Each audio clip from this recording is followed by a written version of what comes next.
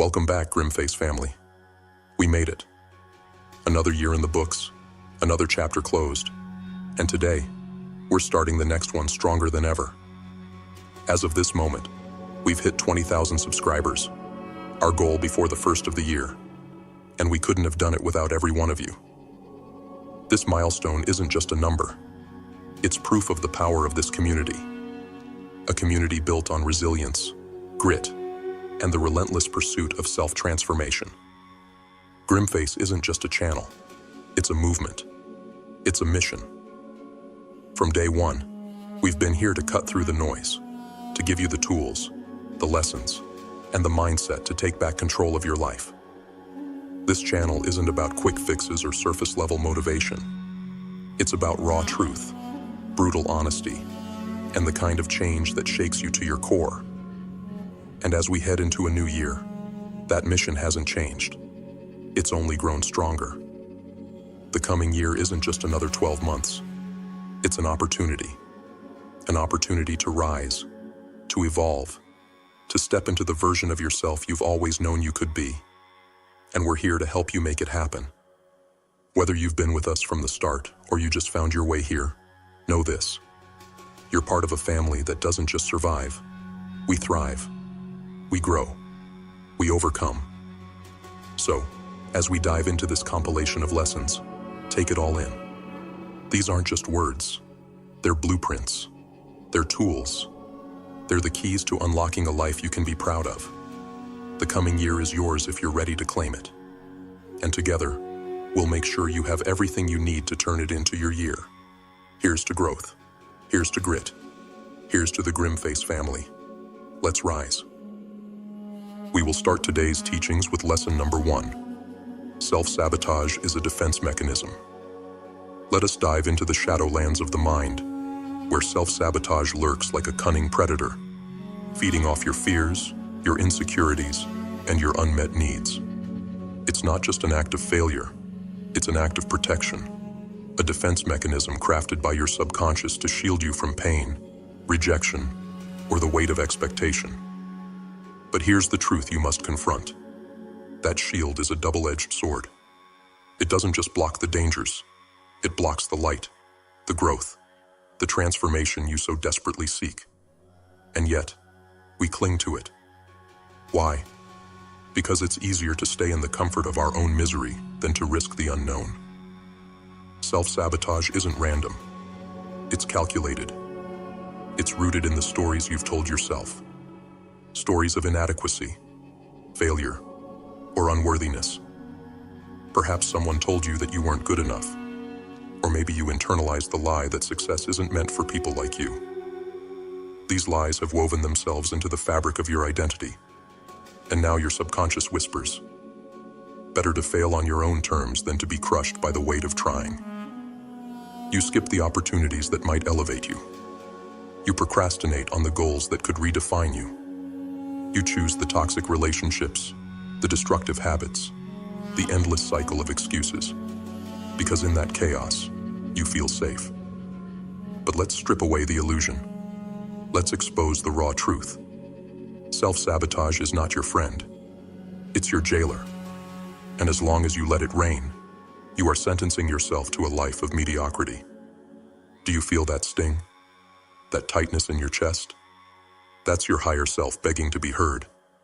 It's screaming from the depths of your soul. Why do you keep betraying me? Because every time you undermine your potential, every time you give in to fear, you're betraying the part of you that knows you were born for something greater. Let me tell you what self-sabotage truly fears. It fears your clarity. It fears your resolve. It fears the moment you stop running from yourself and turn to face the darkness. When you stop numbing the pain and start dissecting it. Because in that moment, you will see it for what it is. A mask. A facade hiding your true power. Ask yourself, what are you protecting yourself from? Failure, success, the judgment of others? Or is it the fear that you might finally see yourself as you truly are? A force of nature capable of shaking the very foundations of your world? That kind of power is terrifying, isn't it? But it's yours. It has always been yours. The path forward is brutal. You will have to rip away the layers of lies and limiting beliefs. You will have to confront the traumas you've buried so deep that they've become a part of your shadow. You will have to endure the pain of realizing that the life you've been living is a cage of your own design. But here's the beauty of it. The cage has no lock. You are the key. Start by acknowledging the patterns. Call out the behaviors that have held you hostage. Write them down, stare them in the face, and demand answers. Why do you procrastinate? Why do you settle for less? Why do you fear happiness? And when the answers come, don't run. Sit with them. Let them pierce you, because pain is a teacher, and it's trying to guide you to freedom. But don't stop there. Take action, even if it's messy, even if it terrifies you. Action is the antidote to self-sabotage. It's the hammer that shatters the illusion. Step into the discomfort. Make the phone call. Submit the application.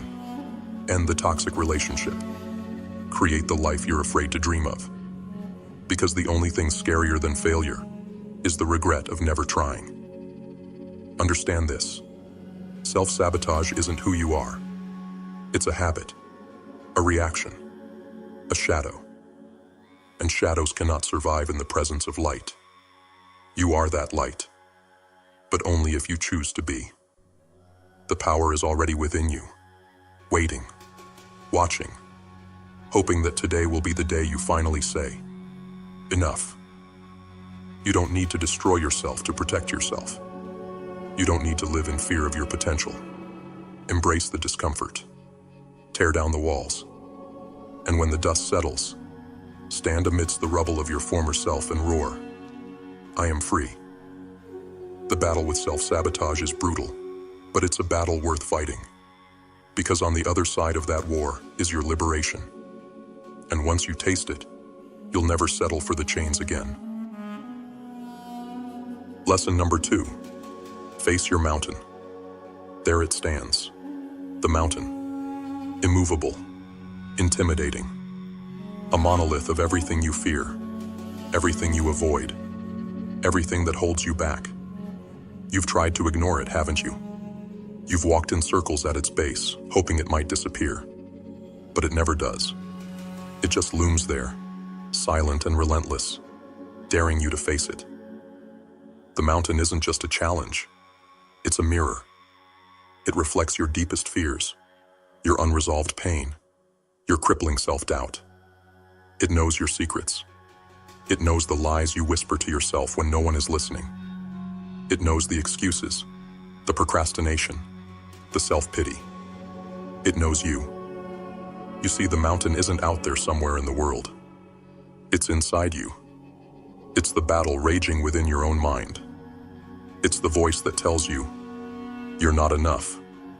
You can't do this. You'll never make it. And as long as you allow that voice to rule you, the mountain will remain insurmountable. But let me tell you something you already know deep down. That mountain was put in your path for a reason. It exists not to stop you, but to shape you, to force you to dig deep, to discover what you're truly made of. And until you confront it, you will remain trapped in the shadow of your own potential. So, what are you going to do? Stand there, paralyzed by fear, or take the first step? Understand this. The climb will not be easy. It will tear you apart. It will break you down. You will question yourself at every turn. But it is only through this pain that you will find transformation. Growth is forged in the crucible of struggle, not comfort. Look at your mountain closely. What does it represent? Is it fear? Fear of failure? Fear of rejection? Fear of success? Or is it the weight of your past? Those memories, those traumas that you can't seem to let go of. Perhaps it's the stories you tell yourself. I'm not good enough. I'm not smart enough. I don't deserve more. These are not truths. They are chains. And you've been dragging them for far too long. But here's the secret the mountain doesn't want you to know. Every chain has a weak link, and that link is your willingness to believe the lies. The moment you question those beliefs, the chains begin to crack. The moment you take a step toward the mountain, its power begins to fade. But let's be clear. Facing the mountain means facing yourself. It means stripping away every facade, every excuse, every comfort you've clung to. It means looking into the darkest corners of your soul and asking, why am I so afraid? Why do I hold myself back? What am I running from? And when the answers come, you must be ready to confront them, no matter how painful they are. This journey isn't about reaching the top. It's about what happens as you climb.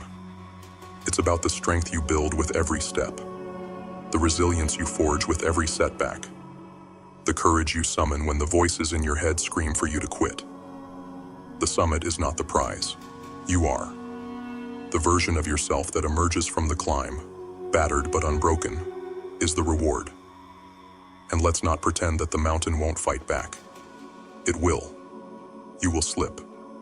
You will fall. You will feel like giving up. But remember this. Every time you rise after a fall, you chip away at the mountain's power. Every time you take another step, no matter how small, you prove to yourself that you are stronger than the obstacles within. This is your battle. No one can fight it for you. No one can carry you up the mountain. It is yours to face, yours to conquer. And the only thing standing between you and the top is you. So, stop waiting. Stop wishing for the mountain to move. It won't. You have to climb it. You have to tear through the fear, the pain, the doubt. You have to rise, step by step, breath by breath, until there is no part of you left that believes you can't. The mountain is your proving ground. It's where you shed the version of yourself that plays small, that gives in, that settles for less. It's where you become the person you were meant to be, not in spite of the struggle, but because of it. So, look at your mountain one last time. Don't see it as an obstacle. See it as an invitation to rise, to fight, to climb. Because on the other side of that mountain is the version of you that no longer fears the climb. And that, my friend, is a power no mountain can ever take away. Lesson 3. Emotional intelligence is key to transformation. There is a war raging inside you. A silent, relentless battle between what you feel and what you choose to ignore. You've been taught to suppress your emotions, to shove them into the shadows, to bury them deep where no one can see. But what they didn't tell you is this. Those buried emotions don't disappear. They fester. They grow. And when left unchecked, they become the chains that keep you bound to your own destruction. Emotional intelligence is not a luxury. It is your lifeline. It is the difference between being a slave to your emotions and mastering them. And make no mistake, your emotions are not your enemy. They are your compass. They are the whispers of your subconscious, the cries of your inner self, begging you to pay attention. But you've ignored them, haven't you? Suppressed them, silenced them, pretended they don't exist. And where has that led you?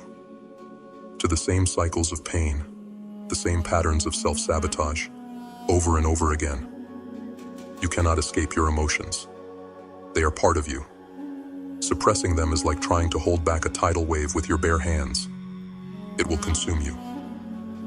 But here's the truth you've been avoiding. Those emotions, no matter how dark, how painful, how overwhelming, are the key to your transformation. To heal, you must feel. To grow, you must face the storm within. Look back at your life. How many times have you lashed out?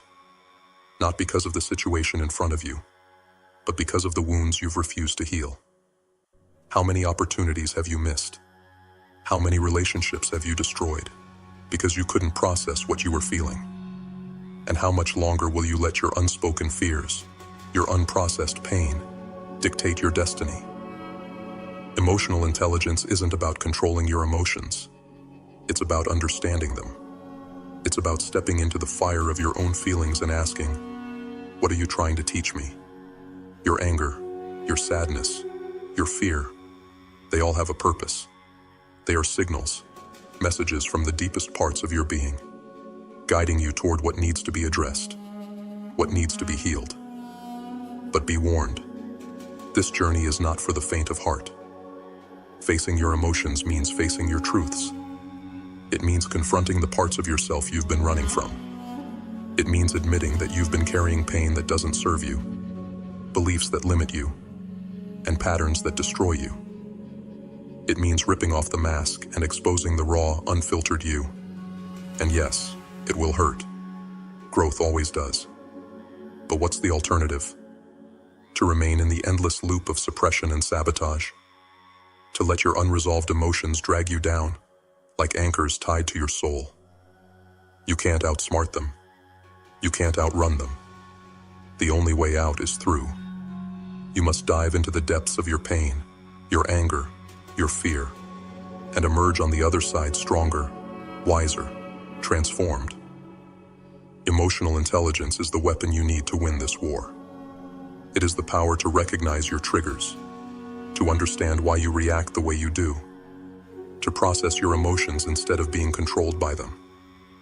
It is the power to break free from the patterns that have held you hostage for far too long. So ask yourself, are you willing to do the work? Are you willing to stop numbing, stop avoiding, stop pretending? Are you willing to feel the pain, the discomfort, the fear, so that you can finally release it? Because that is the price of transformation. And if you're not willing to pay it, you will remain exactly where you are, trapped in the prison of your own unhealed wounds. But if you dare to face it, if you dare to embrace your emotions instead of running from them, you will discover something extraordinary. Freedom. The freedom to live without the weight of the past. The freedom to create a future unshackled by fear. The freedom to become the person you were always meant to be. Emotional intelligence is not just a tool. It is your liberation. So stop running. Stop hiding. Face your emotions. Feel them. Learn from them. Transform them. Because in the end, the only thing standing between you and the life you crave is the courage to face yourself. Step into the storm. Let it tear you apart if it must. And when it passes, you will emerge, not as the person you were, but as the person you've been waiting to become. This is the power of emotional intelligence, and it is yours, if you're brave enough to claim it. Lesson 4. Your subconscious mind drives your actions. There's a silent puppeteer pulling your strings, guiding your every move, every choice, every decision. It hides in the shadows of your mind, unseen yet ever present. It is your subconscious, a force so powerful it shapes the very fabric of your reality, and yet most of us remain blind to its grip. You think you're in control. You think your choices are your own. But the truth is, you're running on a script you didn't write. A script handed to you by your past, by your pain, by the lies you've been told, and the ones you've told yourself. This script dictates who you are, what you're capable of, and what you deserve. And until you challenge it, you will remain its prisoner. Look around you. The life you're living right now, the struggles you face, the goals you've abandoned, they are not accidents. They are the echoes of your subconscious beliefs. If you've been telling yourself that you're not good enough, not smart enough, not worthy enough, then your subconscious has been hard at work proving you right. It doesn't care whether these beliefs serve you. It only knows to obey them. Think about it. How many times have you sabotaged your own progress without even realizing it? How many opportunities have you let slip through your fingers because some part of you whispered, "You're not ready. You're not capable. You don't deserve this." That voice isn't your enemy. It's your subconscious, clinging to the programming it's been fed for years. But here's the brutal truth. Your subconscious doesn't care about your dreams. It doesn't care about your goals. It only cares about survival. And survival often means staying within the confines of the familiar, no matter how painful or limiting that familiarity may be. Your subconscious clings to the past because the past is safe. It clings to the lies because the lies are comfortable. But comfort is a slow death, and you were not put on this earth to slowly decay in the prison of your own mind. You were meant to rise, to break free, to rewrite the script that has been holding you back. But to do that, you must first confront the darkness within. You must look inward, into the depths of your subconscious, and uncover the beliefs that drive you. Why do you act the way you do? Why do you fear success? Why do you cling to failure? These are not questions for the faint of heart, because the answers will expose the raw truth of who you've become. But only by shining a light on these hidden beliefs can you begin to dismantle them. This will not be easy. Rewriting your subconscious is a battle, and the enemy is deeply entrenched. These beliefs have been with you for years, perhaps even decades. They have shaped your identity. To tear them down will feel like tearing down a part of yourself. But that's exactly what needs to happen. You cannot become the person you want to be while clinging to the person you were. Start by identifying the lies. Write them down. I'm not good enough. I'll never succeed. People like me don't achieve great things. Write them all. Look at them. And then challenge them. Where did these beliefs come from? Who told you they were true? And why have you chosen to believe them? Because make no mistake, it is a choice. You have chosen to believe these lies, whether consciously or not. And if you can choose to believe them, you can choose to reject them.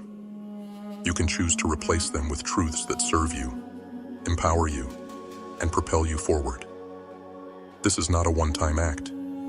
Rewriting your subconscious is a relentless process. It requires daily vigilance, daily discipline. You must feed your mind with new beliefs, new affirmations, new narratives. You must visualize the life you want and act as if it is already yours. You must drown out the old programming with the sound of your new truth. And yes, your subconscious will fight back. It will resist. It will whisper, "This isn't you. This isn't who we are." But you must respond with unshakable resolve. This is who I choose to become. Understand this. Your subconscious mind is not your master. It is a tool, a powerful, obedient tool that will shape your reality based on the commands you give it. If you feed it fear, it will create a life of fear.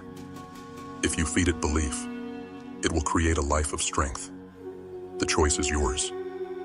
So, what will it be? Will you continue to live as a puppet, dancing to the tune of outdated programming? Or will you take the reins and rewrite the script of your life? The process will be brutal, the journey unforgiving. But on the other side of this battle lies freedom. The freedom to create, to grow, to transform into the person you were always meant to be. The power is within you. It has always been within you. But you must be willing to confront the darkness, to wrestle with the lies, to fight for the life you deserve. This is your mind. This is your story. And it's time to take it back. Lesson 5. Resistance is a sign of growth. You feel it, don't you? That weight pressing down on your chest. That voice in your head whispering, "Stop. Turn back. This is too much." That's resistance. It's the invisible wall standing between you and who you're meant to become. It's the voice of your fear, the grip of your comfort zone, the siren song of mediocrity begging you to stay small. But here's the brutal truth. Resistance isn't your enemy. It's your guide. It's the map pointing you toward the exact place you need to go. If you feel resistance, you're not running from danger. You're running from growth. Resistance exists to test you, to push you, to break you down so you can be rebuilt stronger. It's the fire that forges the sword, the storm that sharpens the oak. You think discomfort is a warning sign, a signal to stop, to retreat. But discomfort is the birth pain of transformation. Growth does not come in the warm embrace of safety. It comes in the jagged edge of challenge. If it feels hard, if it feels terrifying, if it feels impossible, good.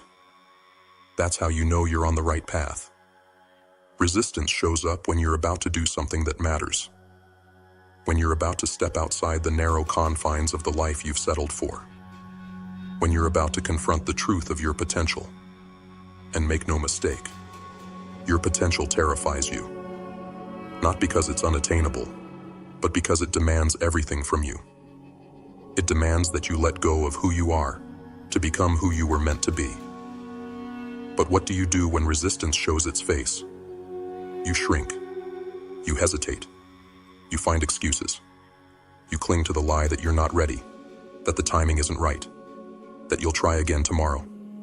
And in doing so, you let resistance win. You let it rob you of your growth, your power, your destiny.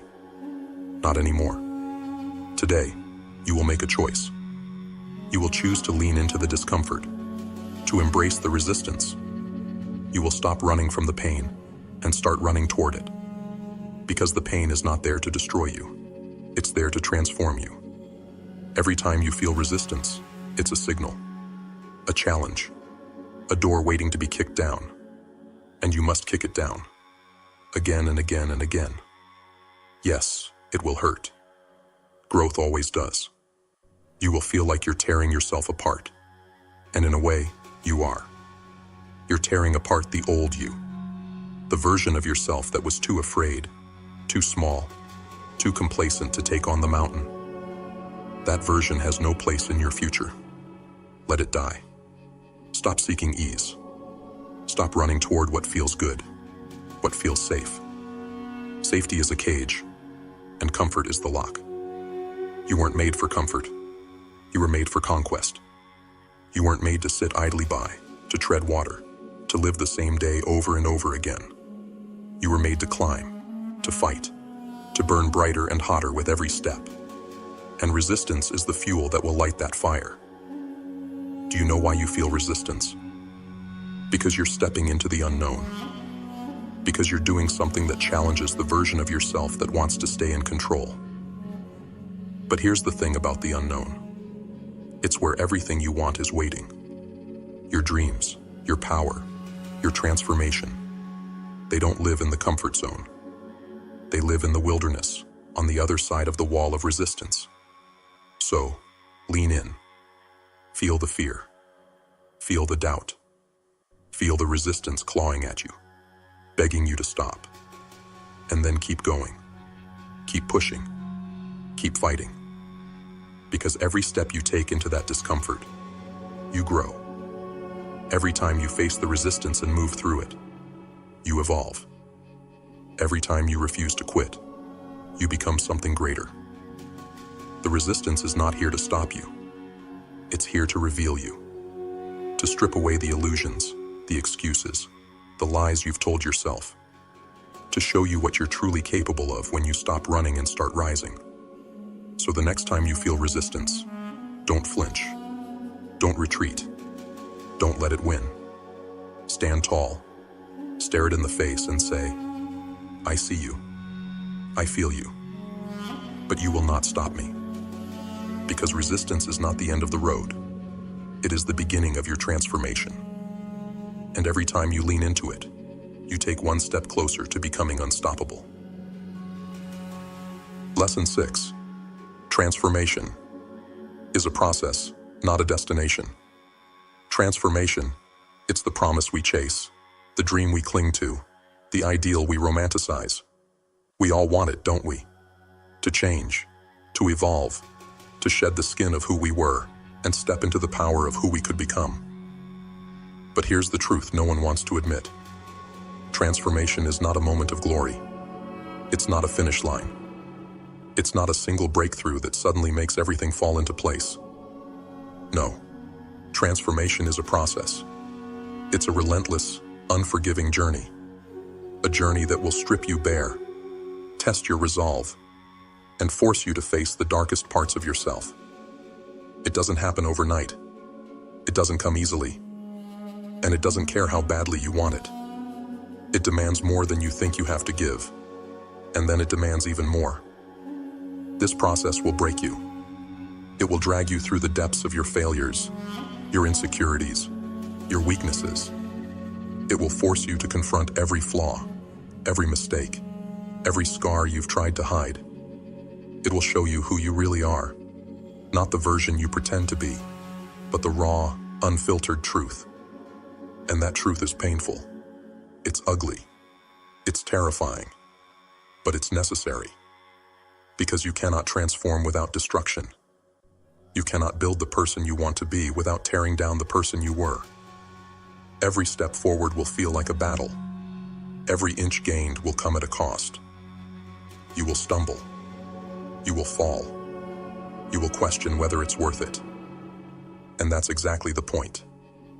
Transformation is not supposed to be easy. It's supposed to test you, to challenge you, to make you earn it. You will face setbacks. Oh, will you face setbacks? You will fail. You will feel like giving up. You will wonder if you're wasting your time, if you're even capable of change. And in those moments, you will be tempted to quit, to settle for the life you've always known. But here's the truth you must remember. Setbacks are not the end of the journey. They are part of the journey. Every failure, every mistake, every moment of doubt is a lesson that will shape you, refine you, and prepare you for what lies ahead. You see, transformation is not about reaching a destination. It's not about achieving perfection or arriving at some final version of yourself. It's about the process, the work, the grind. It's about waking up every day and choosing to fight, even when it feels like the world is against you. It's about embracing the struggle, the discomfort, the uncertainty, because you know that growth only comes from pain. Patience is your weapon in this battle. Not complacency, not passivity, but patience. The kind of patience that understands transformation takes time. The kind of patience that forgives yourself when you stumble but demands that you get back up. The kind of patience that knows every small step forward, no matter how insignificant it seems, is progress. So, stop chasing the illusion of an instant fix. Stop waiting for the perfect moment, the perfect plan, the perfect version of yourself to emerge. That moment will never come. The process is messy. It's chaotic. It's unpredictable. But it's real. And it's in that mess, that chaos, that unpredictability, that you find your power. Transformation isn't glamorous. It's gritty. It's raw. It's the sweat on your brow, the ache in your heart, the fire in your soul. It's the quiet battles you fight when no one is watching. It's the relentless pursuit of growth, even when it feels like you're moving backward. It's the refusal to settle, to give in, to accept less than you deserve. So, embrace the process. Lean into the struggle. Celebrate the small victories, but don't cling to them. Learn from the setbacks, but don't let them define you. Keep moving forward, no matter how slow, no matter how painful, no matter how uncertain the path may seem. Because transformation is not a destination. It's a journey that will never truly end. And that's the beauty of it. You are not here to reach some final state of perfection. You are here to grow, to evolve, to become more than you were yesterday. Every step, every stumble, every moment of doubt is part of that journey. And as long as you keep moving, you are transforming. So ask yourself, are you willing to endure the process? Are you willing to fight, to fail, to rise again, knowing there is no finish line? Are you willing to dedicate yourself to a lifetime of becoming, rather than a fleeting moment of arrival? If the answer is yes, then you are already on the path. Stay on it. Fight for it. Live for it. Because transformation is not about where you're going. It's about who you become along the way. And that, my friend, is the truest measure of your power. Lesson 7. You are responsible for your own healing. No one is coming to save you. Let that sink in. No one is going to climb into the wreckage of your pain, your trauma, your shattered dreams, and put the pieces back together for you. The world doesn't work that way. It never has, and it never will. The weight you carry, it's yours. The mountain in front of you, it's yours to climb. The scars you wear, they're yours to heal. And that truth, cold and unforgiving as it is your power. You see, healing isn't a gift someone gives you. It isn't something you find in the fleeting comfort of others, or in the numbing distractions you cling to. Healing is a choice. A brutal, relentless choice that you must make every single day. A choice to face your pain instead of running from it. A choice to confront your demons instead of letting them control you.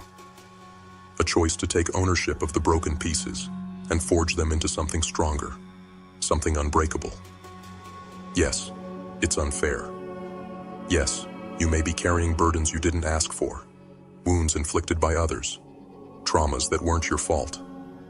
But fair or not, those wounds are yours now. No one else can feel the ache in your chest. No one else can silence the voices in your head. No one else can fight the battles raging within you. And no one else can heal you. Because healing isn't passive. It's not a moment of grace that descends upon you. It's a war you must fight. A war against your pain, your past, your doubts, your fears. And in this war, you are both the soldier and the commander. You are the one who must choose to rise, again and again, no matter how many times you fall, no matter how deep the wounds, no matter how heavy the weight, you must rise. But let me tell you something about this war. It's not just about survival. It's about transformation. When you take responsibility for your own healing, you take responsibility for your life. You stop waiting for someone to fix you, and you start building yourself. You stop playing the victim, and you become the creator. You stop hoping for a savior, and you become your own salvation. It's not easy. It's not supposed to be. Healing is messy. It's painful. It will force you to dig into the darkest corners of your soul, to face the memories you've buried, the emotions you've suppressed, the truths you've denied. It will demand that you take an unflinching look at yourself, not just at the wounds, but at the ways you've kept them open, the habits, the patterns, the self-sabotage. It will demand that you take accountability, not for what happened to you, but for what you choose to do about it. Because here's the hard truth. Your healing is your responsibility, not your parents', not your partner's, not your friends', not the world's. Yours. That doesn't mean you have to do it alone. It doesn't mean you can't seek support, guidance, or connection. But it does mean that the work is yours to do. No one can climb your mountain for you. No one can walk your path. No one can take the steps that will lead you to freedom. And here's the beauty of it. When you take responsibility for your healing, you take back your power. You stop being at the mercy of what happened to you, and you start shaping what happens next. You stop being defined by your pain, and you start defining yourself. You stop being the victim of your story, and you become the author. So, what will you do? Will you keep waiting for someone to rescue you? Will you keep blaming the world for your pain, your struggles, your stagnation? Or will you take the first step up the mountain, no matter how steep, no matter how treacherous? Will you own your pain, own your healing, own your life? Because here's the truth. The mountain is yours, but so is the summit. The pain is yours, but so is the power. The wounds are yours, but so is the wisdom they can bring. And the life you desire, the life you deserve, it's waiting. But it's waiting on the other side of the climb. So climb, climb, Even when your legs shake and your lungs burn. Climb. Even when the voices in your head tell you to stop. Climb. Even when it feels like the mountain is endless. Because every step you take is a step closer to freedom. Every step you take is a declaration. I am not my pain. I am not my past. I am my own healer, my own savior, my own strength. The journey will be long. It will be brutal, but it will be worth it. Because on the other side of that mountain is the version of you that doesn't just survive, but thrives. The version of you that doesn't just endure, but conquers. The version of you that takes everything you've been through and uses it as fuel to become unstoppable. The question isn't whether you can heal. The question is, will you choose to? Because the power is yours. It has always been yours. Now it's time to use it. Climb your mountain. Own your healing. Create your life. And let nothing stand in your way. Lesson 8. Your pain can be your power. Pain. It's the one thing you can't escape. The one constant in this fragile, fleeting life.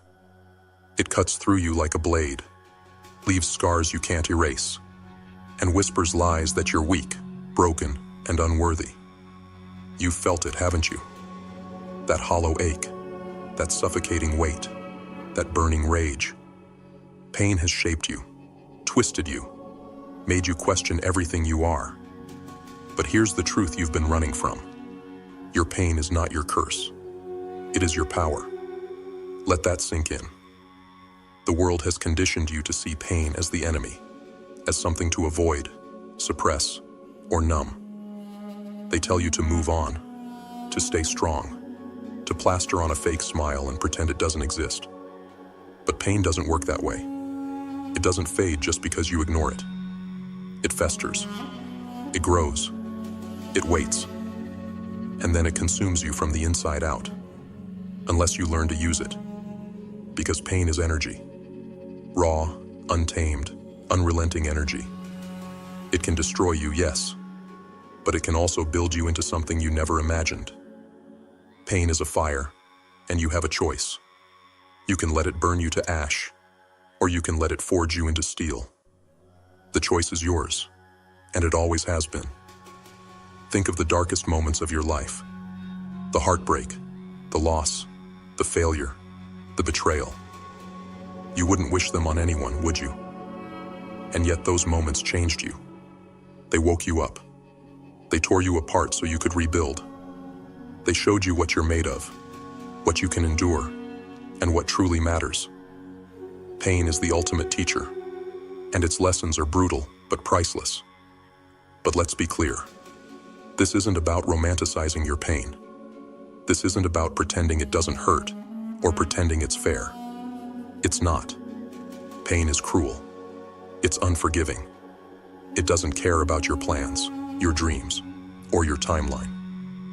But pain doesn't come to you without purpose. It comes to break you. Yes, but only so you can put yourself back together stronger, wiser, and more resilient than before.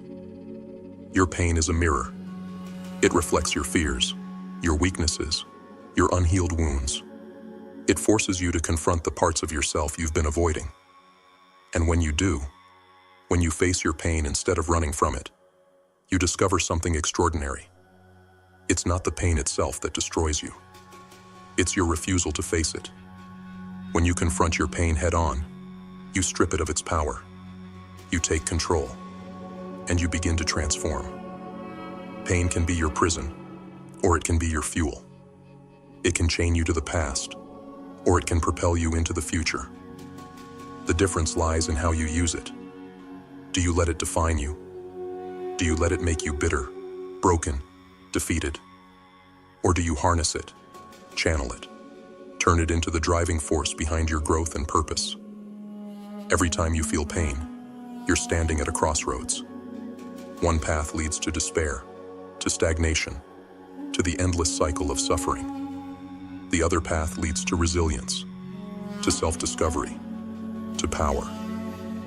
And yes, That second path is harder. It demands everything from you. It demands that you look at your pain, not with fear, but with curiosity. What is it trying to teach you? What does it reveal about who you are and who you need to become? Pain is a doorway. It's a test. It asks, will you let this break you, or will you let this build you?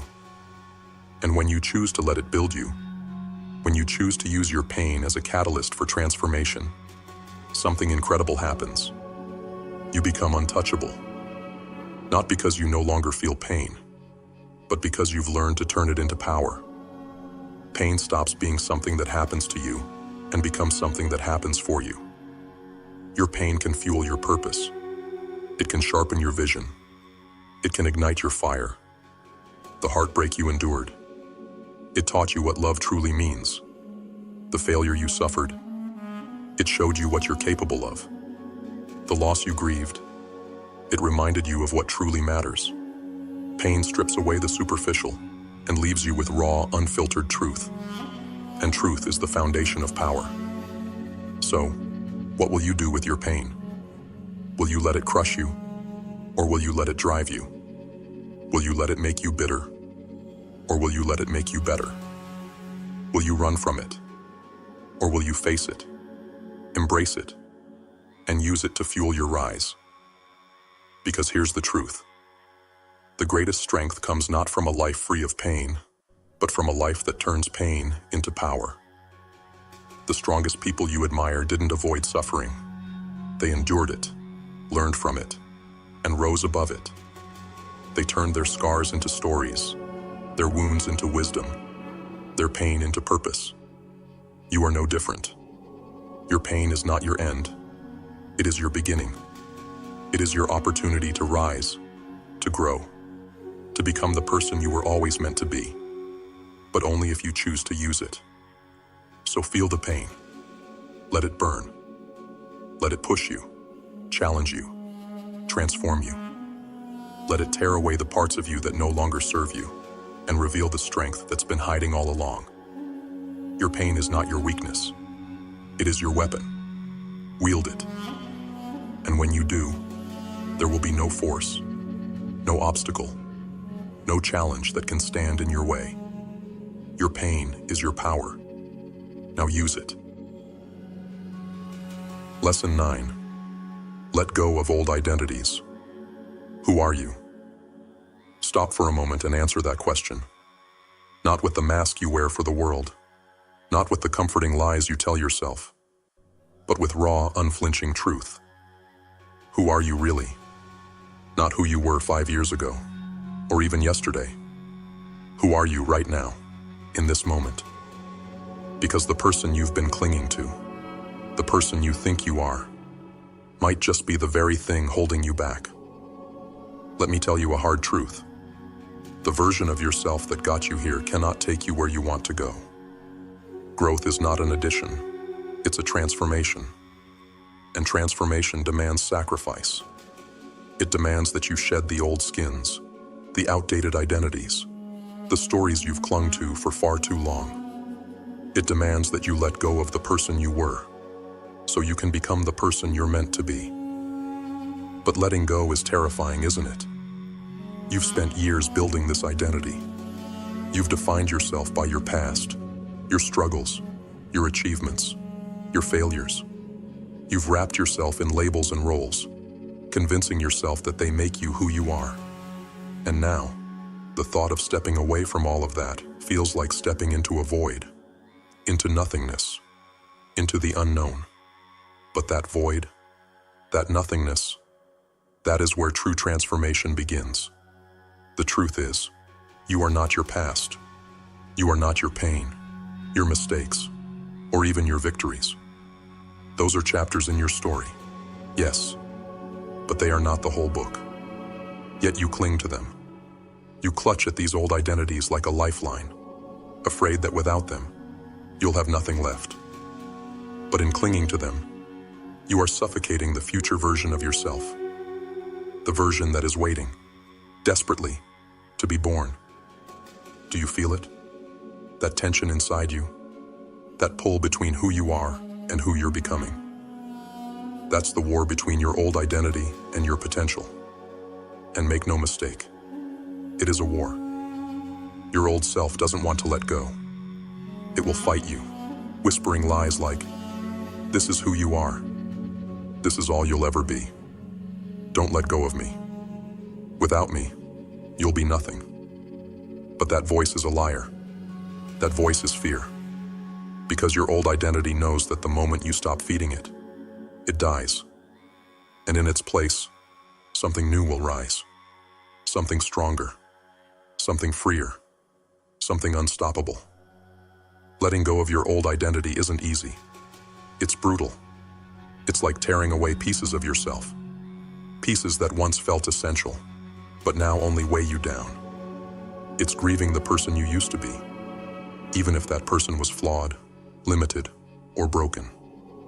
Because even broken things can feel safe, can't they? Even outdated versions of yourself can feel like home. But here's the thing about growth. It demands discomfort. You cannot evolve while clinging to the familiar. You cannot step into the future while holding on to the past. The old you must die so the new you can live. This isn't just change. It's a rebirth. And rebirth is messy. It's painful. But it's necessary. Ask yourself, who do you want to become? Not in some vague, wishful way. Be specific. What does the highest version of yourself look like? How do they think, act, live? And then ask yourself the harder question. What part of your current identity is standing in the way of that person? What beliefs, habits, stories, or roles do you need to let go of to step into that version of yourself? It might mean letting go of the identity of the victim, even if that identity has given you a sense of validation. It might mean shedding the role of the overachiever, even if that role has earned you praise. It might mean releasing the version of yourself that plays small, avoids risk, or hides behind fear. And let me warn you, this process will feel like loss. You will feel exposed, vulnerable, like you're standing on the edge of a cliff with no safety net. But that's the point. Growth doesn't come with guarantees. It doesn't come with comfort. It comes with risk, with uncertainty. But it also comes with freedom. When you let go of old identities, you make room for new possibilities. You create space for growth, for reinvention, for transformation. You step into the unknown, not as the person you were, but as the person you're becoming. And that person, the person you're becoming, is unstoppable. So, let go. Let the old you fall away. Grieve it if you must, but don't cling to it. Don't let it chain you to a life of limitation. Because the life you want, the life you deserve, is waiting. And the only thing standing between you and that life is your refusal to let go of who you were. You are not your past. You are not your labels. You are not your fears. You are something far greater, something far more powerful. But to become it, you must take the hardest step of all. You must let go. Step into the unknown. Step into the fire of transformation. Burn away the old. Rise from the ashes. And become who you were always meant to be. The world is waiting for that version of you. Stop delaying. Stop doubting. Let go. And rise. Lesson 10. Learn to trust yourself. Do you trust yourself? Truly? Not the mask you wear for the world. Not the facade of confidence you project. But the raw, unfiltered you. The one staring back at you in the mirror when there's no one else around. Be honest. Do you believe in yourself? Or have you spent your life betraying your own potential, doubting your own strength, breaking promises to the person who matters most? You. Because that's the truth, isn't it? You don't trust yourself. And why should you? You've lied to yourself. Over and over again you've said, "I'll start tomorrow. I'll stick to this plan. I'll follow through." But you didn't. You broke those promises. You abandoned your own word. You've proven to yourself that when it matters most, you cannot be counted on. And that, right there, is why you're stuck. Not because you're incapable, but because you've stopped believing in the one person who has the power to change everything. You. Trust is not given. It's earned. And self-trust is no exception. It is not a gift you bestow upon yourself in moments of convenience. It is a hard-fought battle, earned in the trenches of your choices, your discipline, your follow-through. You cannot fake it. You cannot shortcut it. Self-trust is built through action, through consistency, through proving to yourself, I am someone I can rely on. So how do you start? How do you rebuild what you've broken? You start by keeping your promises. Not to the world, not to your boss, your friends, or your family, but to yourself. Start small if you must. Make a commitment, a single promise, and then keep it. Show yourself that your word has value, that your intentions mean something. Because every time you follow through, every time you deliver on what you've promised yourself, you lay another brick in the foundation of self-trust. And here's the brutal truth. You will fail. You will slip. You will break promises along the way. But the difference between those who trust themselves and those who don't is what happens after failure. Do you wallow in it? Do you let it reinforce the lie that you're untrustworthy? Or do you get back up, recommit, and prove to yourself that you are not defined by your mistakes, but by your persistence? Self-trust isn't just about keeping promises. It's about alignment. It's about living in harmony with your values, your principles, your truth. How often have you compromised what you stand for just to fit in, to avoid conflict, to make someone else happy? And how often has that compromise left you hollow, ashamed, disconnected from yourself? You cannot trust a version of yourself that betrays its own values. To trust yourself, you must live authentically. You must act in accordance with what you believe, no matter how uncomfortable, inconvenient, or lonely it may be. And perhaps the hardest part of all, you must believe in your ability to handle whatever life throws at you. That's where most of us falter, isn't it? We don't trust ourselves because deep down, we're terrified. Terrified that we're not strong enough, smart enough, resilient enough to face the storms ahead. So we freeze. We doubt. We hesitate. And in that hesitation, we prove ourselves right. We prove to ourselves that we're not ready, not capable, not enough. But here's the truth you've been avoiding. You are stronger than you think. Every challenge you faced, every setback, every moment you thought would break you, you survived it. Maybe you didn't thrive. Maybe you didn't conquer. But you survived. And survival is proof of strength. Proof that you are capable of more than you give yourself credit for. Trust isn't built on perfection. It's built on resilience. So ask yourself, what kind of person do you want to be? Do you want to be someone who hides from challenges, who doubts their own ability, who betrays their own word? Or do you want to be someone who stands firm, who keeps their promises, who acts in alignment with their truth, and faces life head-on, knowing they can handle whatever comes their way? The choice is yours. No one can give you self-trust. No one can build it for you. It's a battle you must fight alone, a foundation you must lay brick by brick, day by day. And yes, it will be hard. You will falter. But every time you choose to rise, every time you choose to follow through, every time you choose to believe in yourself despite the doubts and fears, you prove to yourself, I am someone worth trusting. So start now. Keep the promise you made to yourself, no matter how small. Act in alignment with your values, even when it's hard. Face your challenges, even when you're afraid. And when you look in the mirror, stare into your own eyes and say, I trust you. You'll know it's not a lie. You'll know it's the truth. And when you trust yourself, truly and deeply, there is nothing you cannot achieve. Lesson 11. Focus on building new habits. You want to change. You want to break free from the cycle, from the chaos, from the weight of who you've been. But here's the harsh truth. You can't fix yourself because you're not a machine and you're not broken. The version of you that exists right now isn't flawed beyond repair. It's simply the product of your choices, your patterns, your habits. And if you want to change who you are, you don't need to fix yourself. You need to rebuild yourself. You are what you do, not what you think, not what you hope, not what you promise yourself in moments of fleeting motivation. You are the sum total of your habits. Those small, seemingly insignificant actions you repeat every single day. They define you. They shape you. They build the foundation of your life.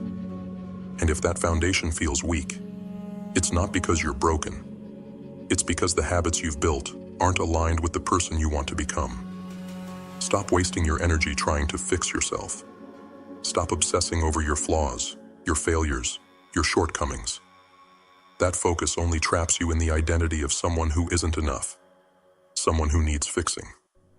Instead, focus on the habits. Focus on the daily actions that over time will transform you into the person you know you're meant to be. But here's the brutal truth about habits. They're not easy to build. And that's why most people fail. Habits aren't formed in moments of inspiration. They're forged in the grind, in the monotony, in the quiet, repetitive choices that no one sees. They don't come from giant leaps. They come from small, consistent steps. Steps that feel insignificant. Steps that feel tedious. Steps that feel like they're not making a difference. But they are. The person you want to become, they already exist. They're waiting for you on the other side of the habits you've been avoiding. Want to be stronger? Build the habit of showing up to the gym, even when you're tired, even when you don't feel like it. Want to be more disciplined? Build the habit of keeping small promises to yourself, no matter how insignificant they seem. Want to succeed? Build the habit of doing the work, even when the results feel miles away. This isn't about perfection. It's not about doing everything right, every single day. It's about consistency. It's about showing up. It's about making progress, no matter how small. Because small changes, repeated consistently over time, compound into massive transformation. That's the secret. That's the power. But it's not glamorous, and it's not easy. It's a grind, and most people won't stick with it. Will you? The biggest enemy of new habits isn't failure. It's your old self. The version of you that's comfortable, that's used to the way things are, that resists change because change is uncomfortable. That version of you will fight to survive. It will tempt you to quit. It will whisper, "One missed day doesn't matter. This is too hard. You'll never stick with this." But you don't have to listen. Because every time you choose to act in alignment with your new habits, you weaken the grip of your old self. Every time you show up, even when it's hard, even when it feels pointless, you take one step closer to becoming the person you want to be. Understand this. Habits are not about who you are now. They're about who you're becoming. Each habit is a vote for the future version of yourself. Each small action, no matter how insignificant it feels, is a step toward that person. And every time you choose not to act, every time you skip a day, every time you give in to the excuses, you cast a vote for the old version of yourself. Who are you voting for? The person you were, or the person you're becoming? So, start small. Start now. You don't need to overhaul your entire life in a single day. You don't need to transform overnight. Pick one habit, just one. Commit to it. Make it part of your identity. And once it's solid, add another. Layer by layer, brick by brick, you will rebuild yourself. And one day, you'll look back and realize the person you used to be is nothing more than a distant memory. This is not a quick fix. This is not easy. But this is how real transformation happens. Not in giant leaps, but in small, consistent steps. Not in moments of inspiration, but in the daily grind. Not by trying to fix who you are, but by focusing on who you're becoming. So, stop waiting. Stop doubting. Stop telling yourself you'll start tomorrow. Start today. Build the habits. Cast the votes. Take the steps. Because the person you want to be is waiting. And every small choice you make brings you one step closer to them. You are not broken. You are becoming. Now go. Building rise. Transformation. And let nothing, not fear, not doubt, not the pull of your old self, stand in your way. Lesson 12. Your life reflects your beliefs. Look around you. Look at the life you're living. The people, the circumstances, the struggles, the victories, everything. What do you see? Is it chaos or order? Success or stagnation? Fulfillment or emptiness? Whatever it is, I want you to hear this truth. Your life is a mirror. It reflects back to you the beliefs you hold within. The world doesn't give you what you want. It gives you what you believe. Let that sink in. You may blame your circumstances. You may curse your luck, your past, or the people who have wronged you. But the truth is, the reality you live in is one you've created. Not consciously, perhaps, but through the silent, unseen power of your beliefs. Your beliefs are the architects of your life. They shape your thoughts, your actions, your choices. They define what you think is possible, what you think you deserve, and what you think you are capable of. And right now, your life is a reflection of those beliefs, whether you like it or not. If you believe you're not good enough, the world will show you evidence of that belief everywhere you look. If you believe success is for others but not for you, you'll sabotage yourself at every turn. If you believe life is unfair, unfairness will find you. Not because the universe is cruel, but because your beliefs act like a magnet, pulling circumstances, people, and outcomes that align with them. But here's the brutal truth most people don't want to face. If your life is not what you want it to be, it's because your beliefs are not what they need to be. You are not a victim of circumstance. You are the creator of your reality. And if you want to change your life, you must first change the beliefs that shape it. This is not easy. Beliefs are deeply ingrained, forged in the fires of your past experiences, your fears, your conditioning. They feel like truth, even when they're nothing more than illusions. They whisper in your ear, "This is who you are. This is all you'll ever be." And the more you listen, the more they solidify, becoming the walls of the prison you've built for yourself. But here's the thing about walls. They can be torn down. To change your beliefs, you must first confront them. You must drag them into the light and ask yourself, why do I believe this? Where did this belief come from? And most importantly, is it true? Most of the time, you'll find that it's not. Most of the time, you'll find that these beliefs are not your own. They were handed to you by others, by society, by your upbringing, by people who themselves were trapped by their own limiting beliefs. And once you see these beliefs for what they are, lies, you can begin to rewrite them. This is the hard part. Rewriting your beliefs is not a one-time act. It's a daily battle. Because your old beliefs will fight to survive. They will cling to you, pull you back, whisper in your ear, "You can't change. This is who you are." But you must fight back. And the weapon you wield in this battle is your mind. Start by feeding your mind new beliefs. Tell yourself, "I am enough. I am capable. I am worthy of success, of happiness, of love." It will feel like a lie at first.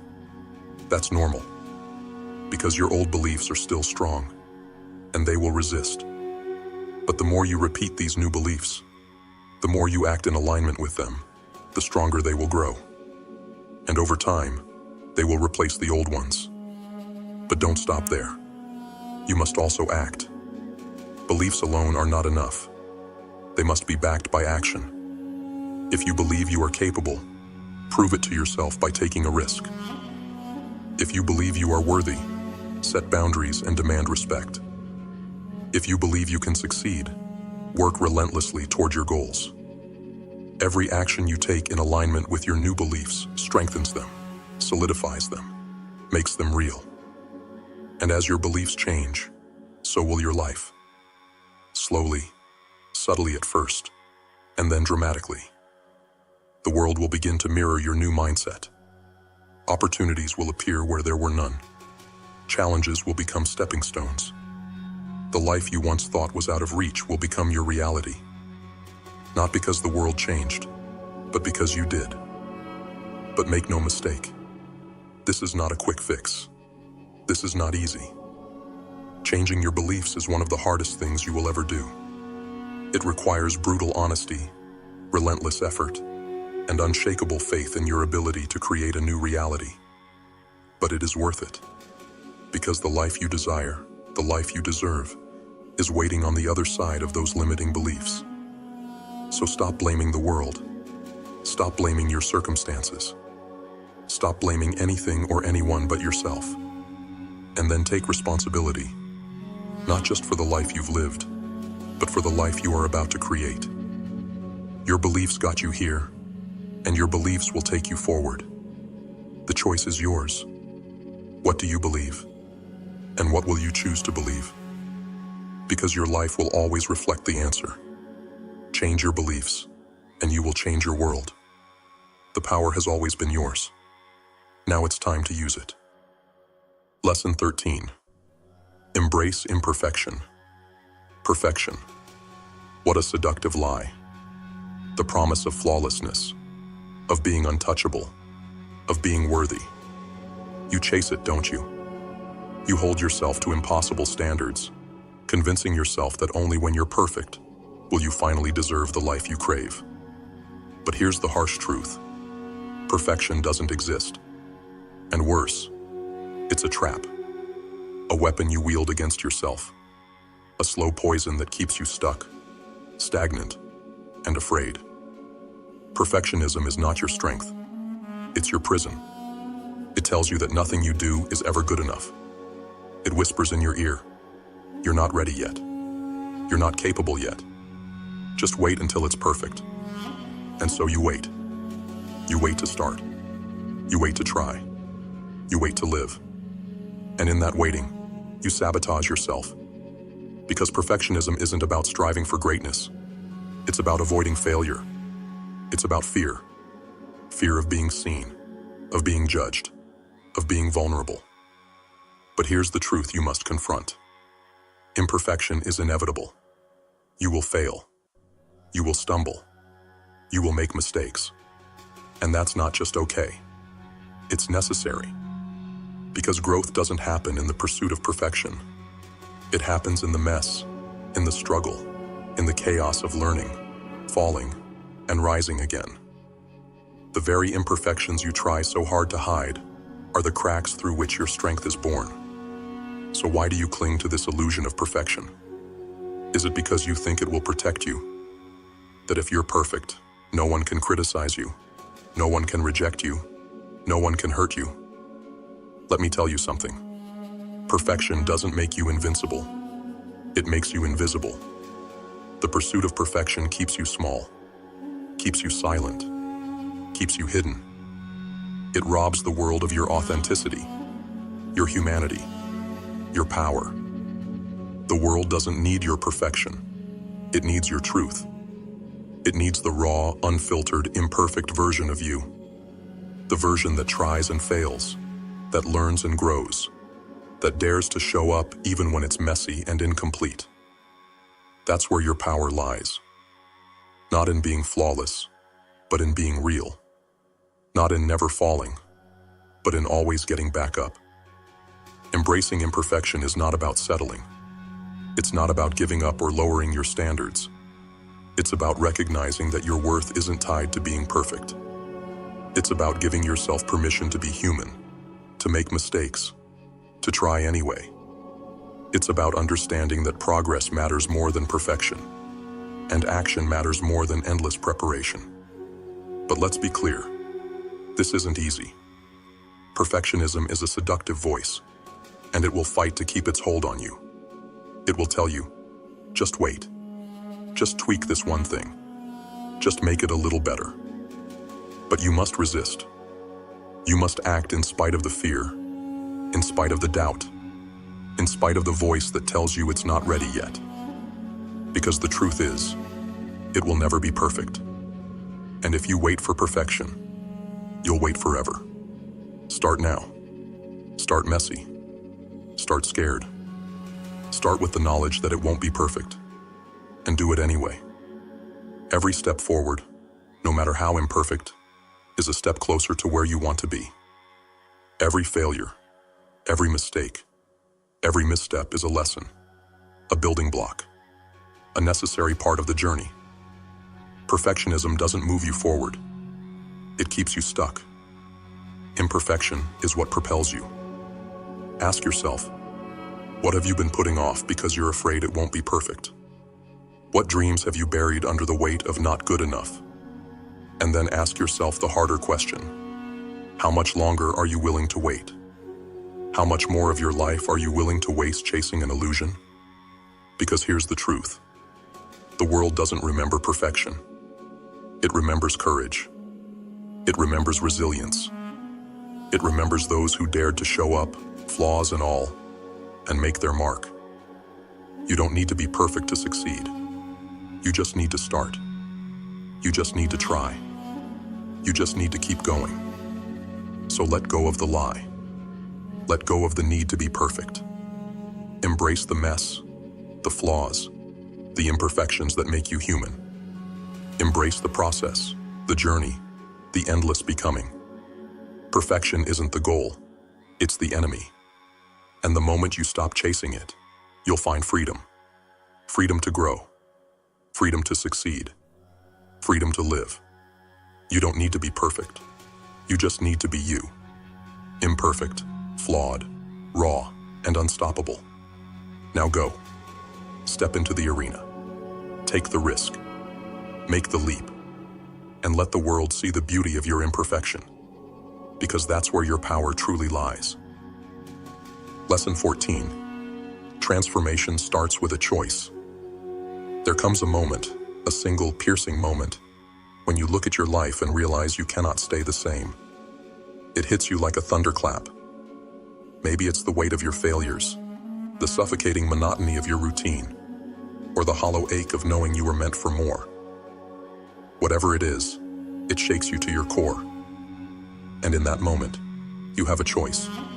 Stay where you are, or rise. This is the moment that defines everything. Not tomorrow, not next year. Right here, right now. Transformation doesn't happen in the distant future.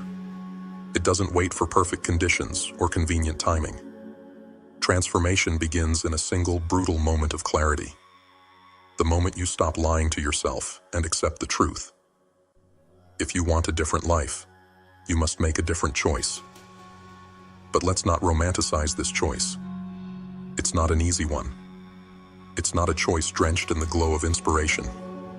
It's a choice steeped in fear, uncertainty, and pain. Because to choose transformation is to choose discomfort. It's to choose to face your mountain, to confront everything you've been avoiding, denying, running from.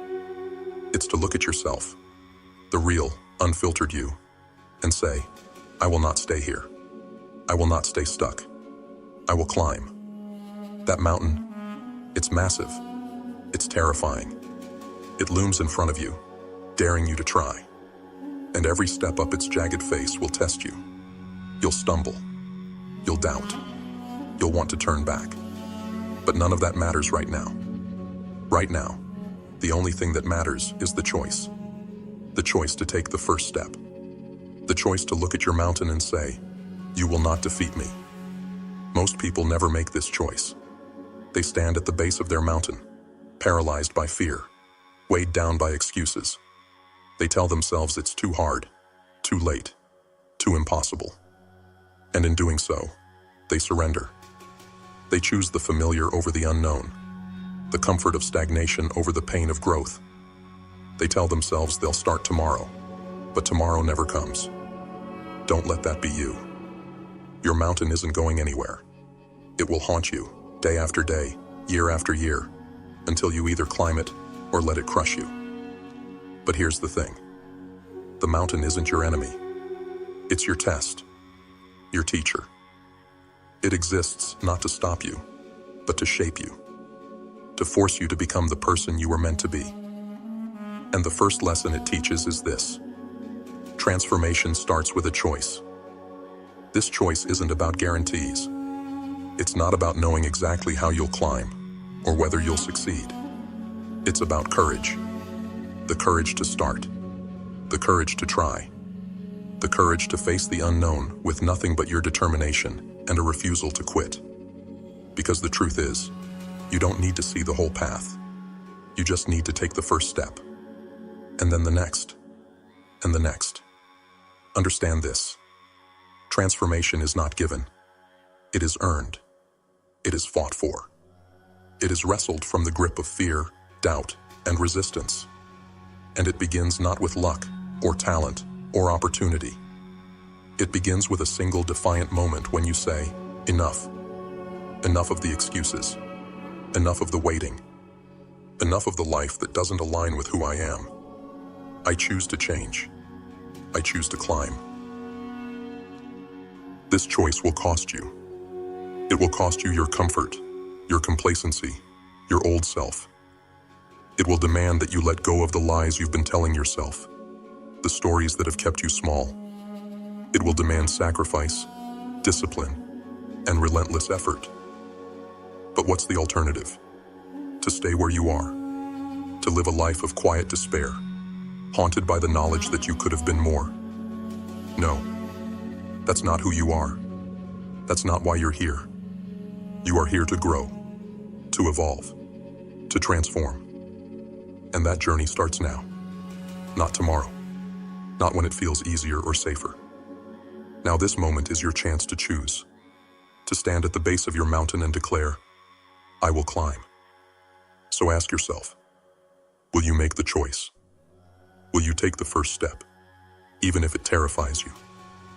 Will you face the pain, the struggle, the uncertainty, knowing that on the other side lies your potential, your power, your transformation? Because that's the truth about transformation. It doesn't come to those who wait. It comes to those who choose, to those who dare to act, even when the path ahead is steep and the outcome uncertain, to those who refuse to let fear dictate their lives. This is your moment. This is your choice. Stand at the base of your mountain, feel the fear, and take the step anyway. Because transformation isn't something that happens to you. It's something you create. And it starts right here, right now, with a single powerful choice. So make it. Climb. Transformation. Become. The person you're meant to be is waiting on the other side. Don't keep them waiting. You've made it to the end, and for that, we owe you our deepest gratitude.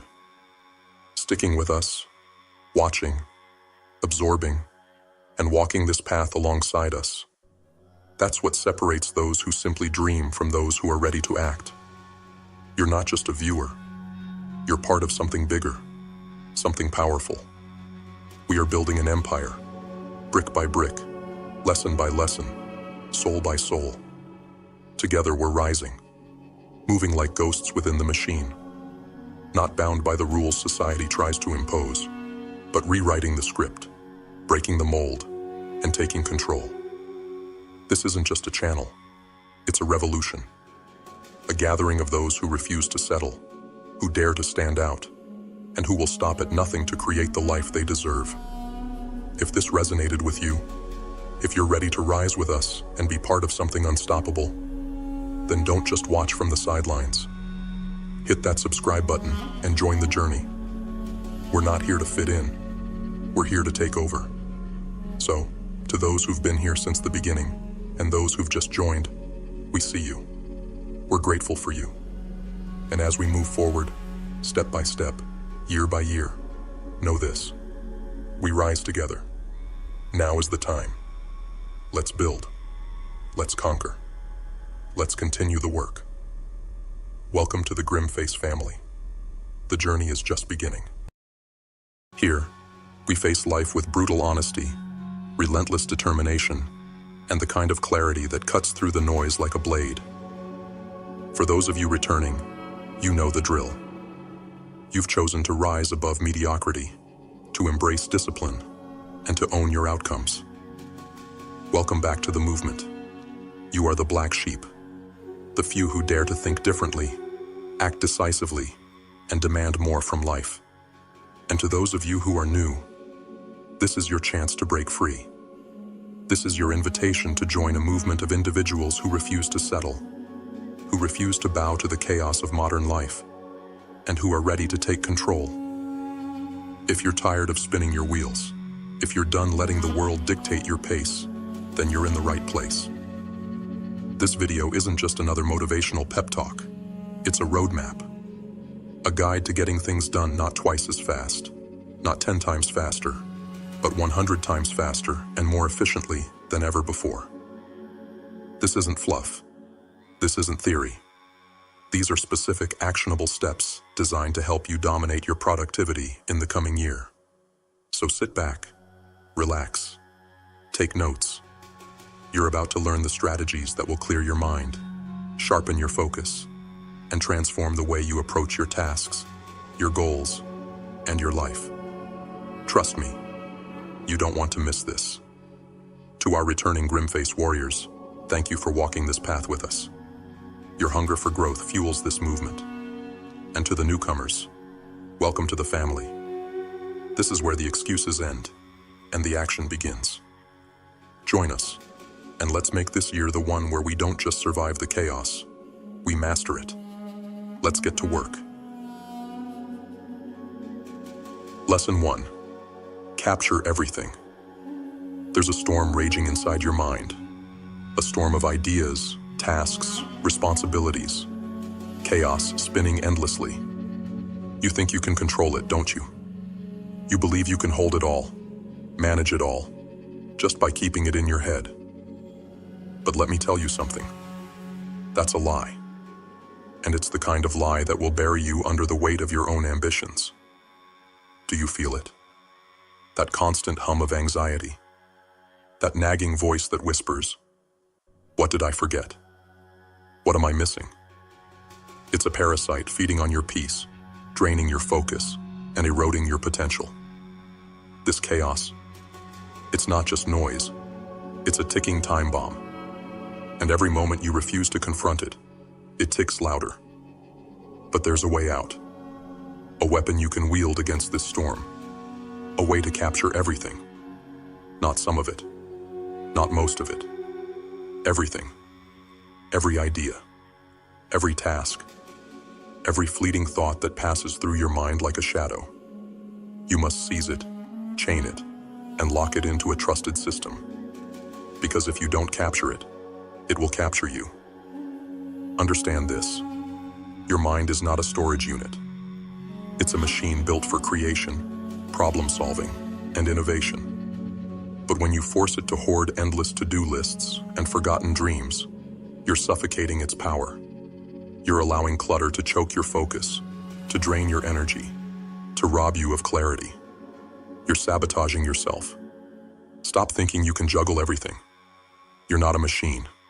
You're human. And humans are flawed. We forget. We make mistakes. But you don't have to be a slave to those flaws.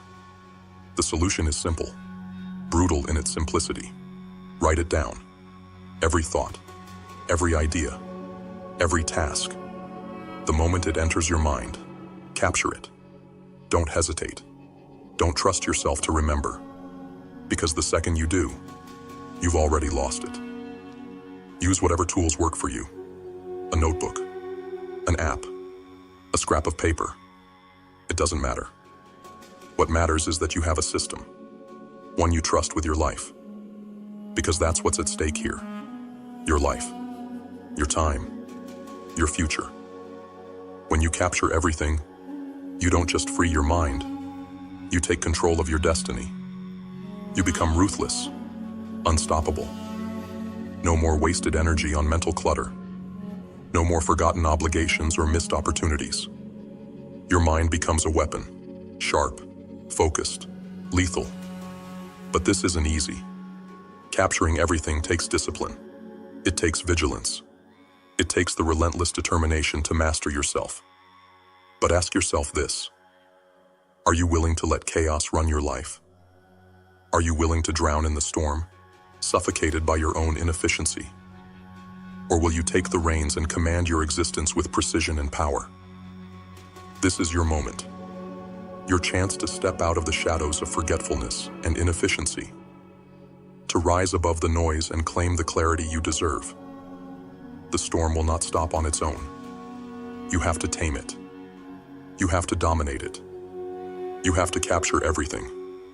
Because if you don't, someone else will. And when they do, they'll be the ones standing at the summit, while you're left floundering in the chaos below. So what's it going to be? Will you let the storm win? Or will you become the master of your mind, your tasks, your future? The choice is yours.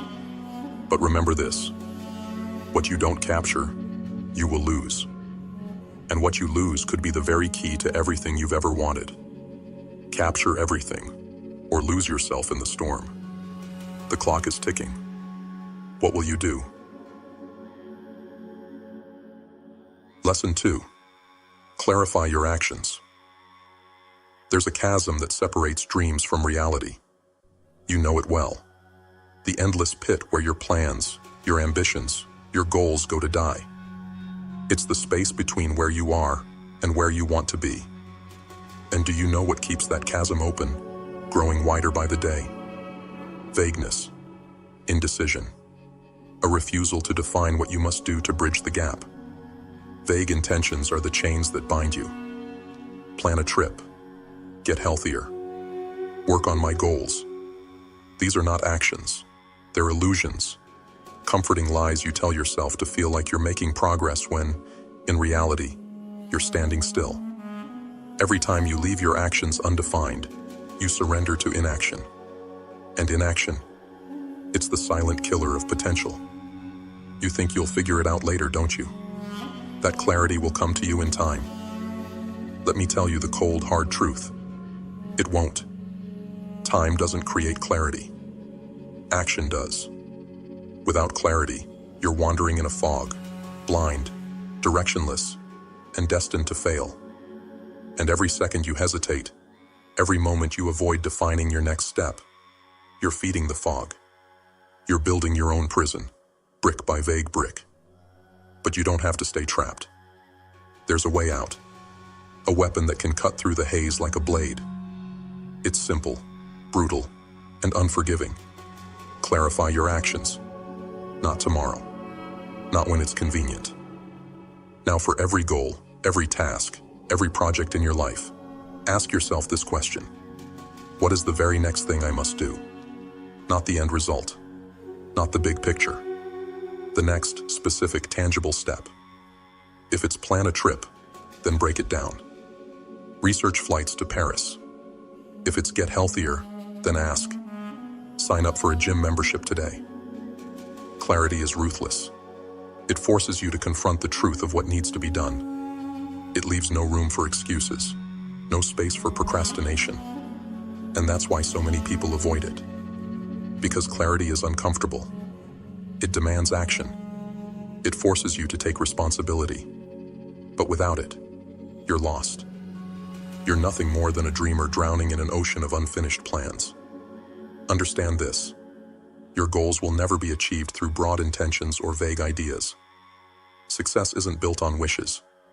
It's built on execution. And execution starts with clarity. Each specific action you define is a step forward, a bridge over the chasm, a weapon against the fog. But every vague goal, every undefined task, that's another weight dragging you down, another nail in the coffin of your ambitions. This is where the battle is fought, in the details, in the clarity of your actions. You want to move mountains? Then stop staring at the mountain and start moving the first stone. You want to transform your life? Then stop fantasizing about the end result and define what you must do today, this hour, this moment. The choice is yours. Stay in the fog, comfortable but stagnant, and watch as your potential rots away. Or step into the harsh light of clarity, face the discomfort of defining your actions, and start moving forward. It won't be easy.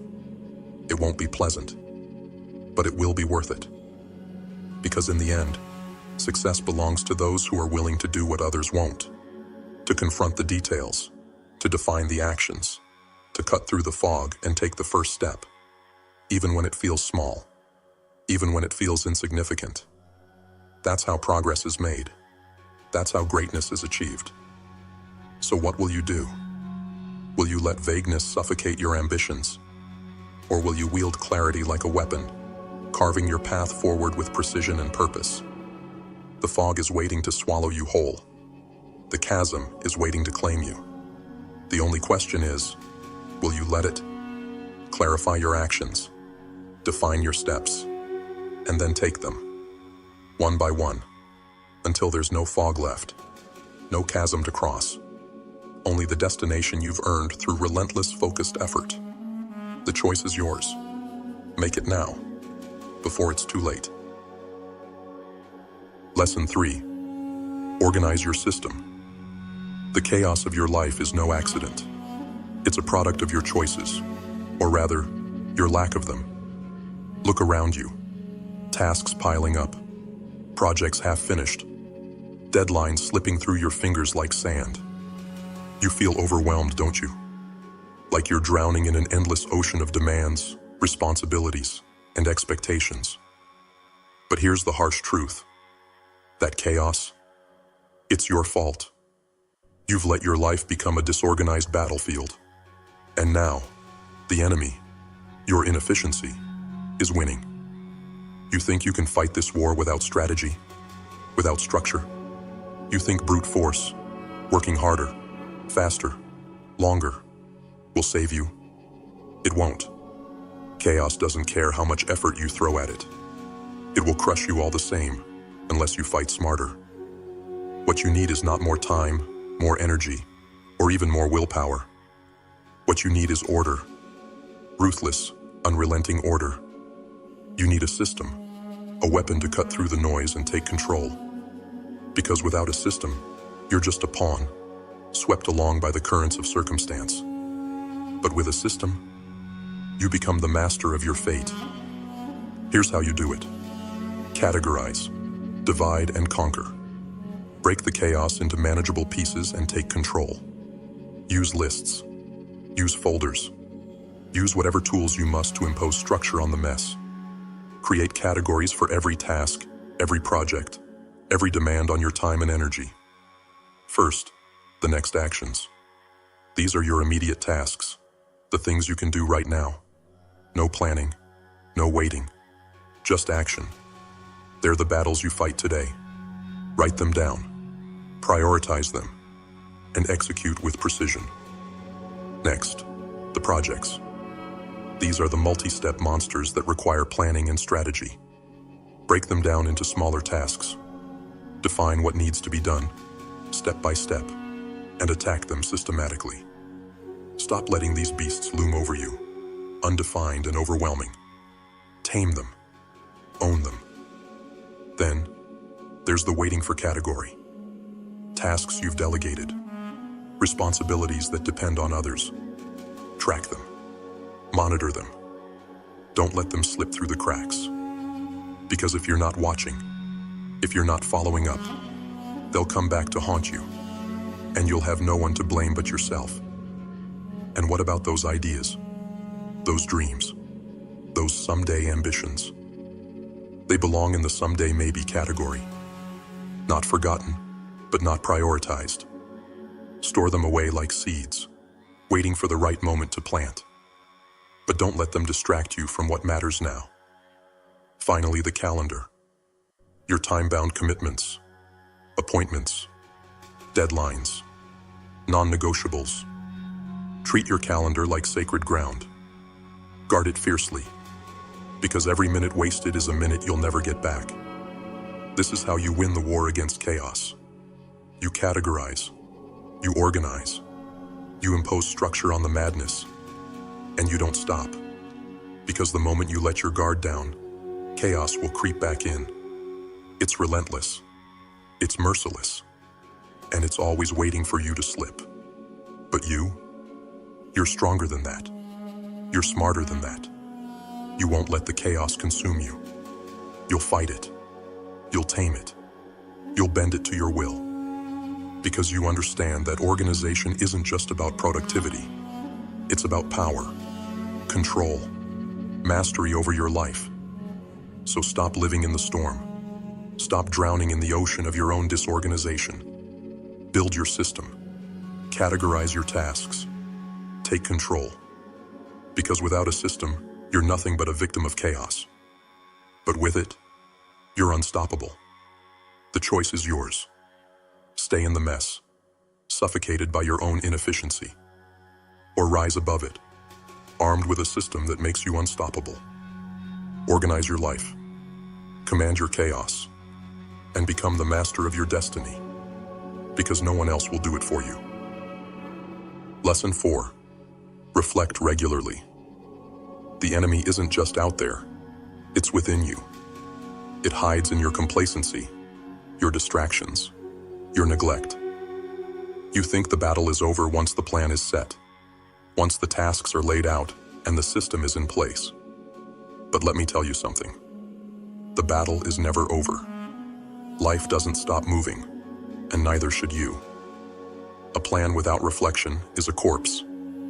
A system without review is a trap. It lulls you into a false sense of control, while the chaos you thought you tamed quietly festers in the shadows, waiting to strike. And when it does, it will tear through your goals, your ambitions, your progress, leaving you wondering where it all went wrong. The answer is simple. You failed to reflect. You didn't stop to check the map. You didn't reassess the battlefield. You didn't sharpen your weapons. And now, the enemy, your inefficiency, your neglect, has the upper hand. But you can change that. You can turn the tide. All it takes is the discipline to reflect regularly. Once a week. Not when it's convenient. Not when you feel like it. Every single week. Because if you don't, you're already falling behind. Here's how you win. Set aside time. Sacred, untouchable time. And face the truth. Review your system. Not passively, but with brutal honesty. Update your lists. What's still relevant? What's outdated? What needs to be done now? Process any new inputs.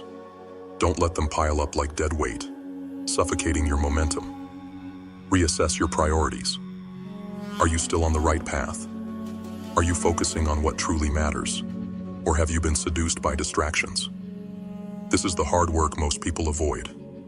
They'd rather drift, reacting to life as it comes, than take control. They fear the mirror.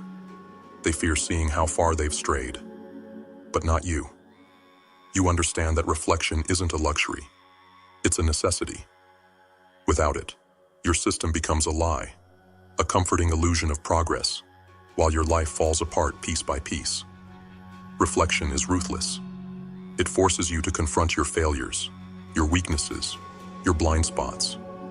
It demands accountability, but it also gives you power.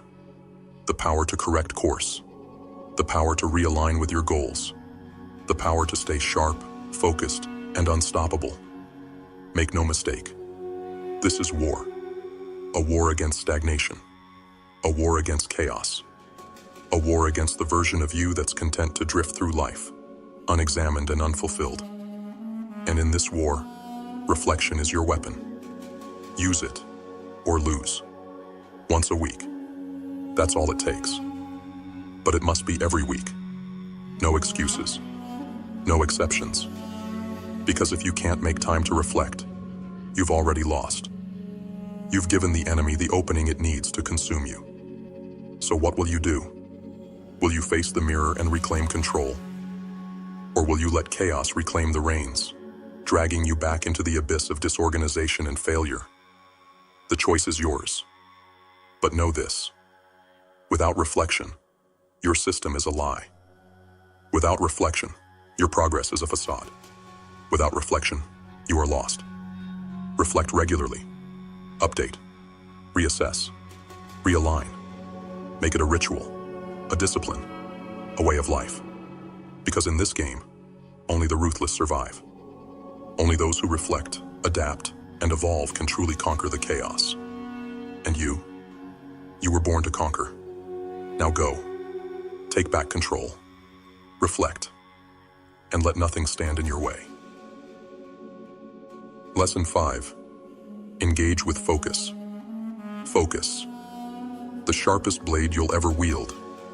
The weapon that slices through chaos, distraction, and mediocrity.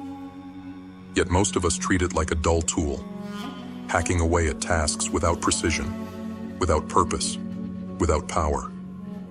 And then we wonder why we're exhausted, overwhelmed, and stuck in the same place, spinning our wheels but going nowhere. Here's the truth you refuse to face. You're wasting your energy, not because you're lazy or incapable, but because you've lost your focus. You're scattered, jumping from task to task, giving your time to the urgent instead of the important. You've become a slave to busyness, mistaking movement for progress, activity for achievement. But deep down, you know better. You know that success isn't about doing everything. It's about doing the right things at the right time. It's about engaging with ruthless intent, attacking the tasks that matter most with precision and force. Anything less is a betrayal of your potential. So how do you reclaim your focus? How do you ensure that every action you take is a step toward victory, instead of another circle in the endless loop of wasted effort? You wield the 4 criteria model like a scalpel, cutting through the noise to uncover the truth of what you must do next. Context. Where are you? What tools do you have at your disposal? What can you execute right now with the resources in front of you?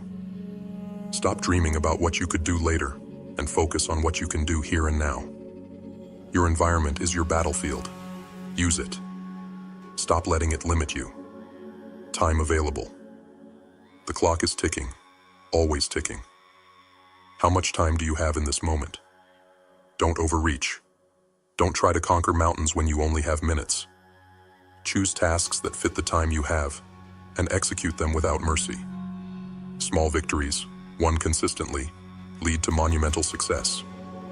Energy available. This is the truth most ignore. You are not a machine.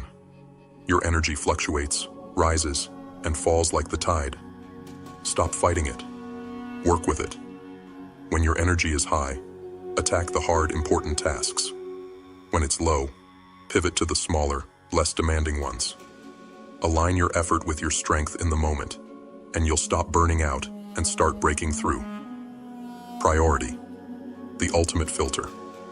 Ask yourself, what is the most important thing I can do right now? Not what's easiest. Not what's most urgent. What's most important. And then do it. Not later. Not when you feel like it. Now prioritize ruthlessly, or be consumed by the trivial. This is how you win. By engaging with focus. By refusing to let distraction, chaos, or complacency dictate your actions. By choosing your battles carefully and fighting them with everything you have. Focus is not a luxury, it's survival. Without it, you are doomed to a life of mediocrity, a life of busy work that leads nowhere. But with it, you become unstoppable. Every action you take is a step forward. Every moment of focus is a blow against the forces that would keep you small, insignificant, forgotten. You don't need more time, more energy, more resources. You need focus. Razor sharp, unrelenting focus. So ask yourself right now, what can you do in this moment? What fits your time, your energy, your environment?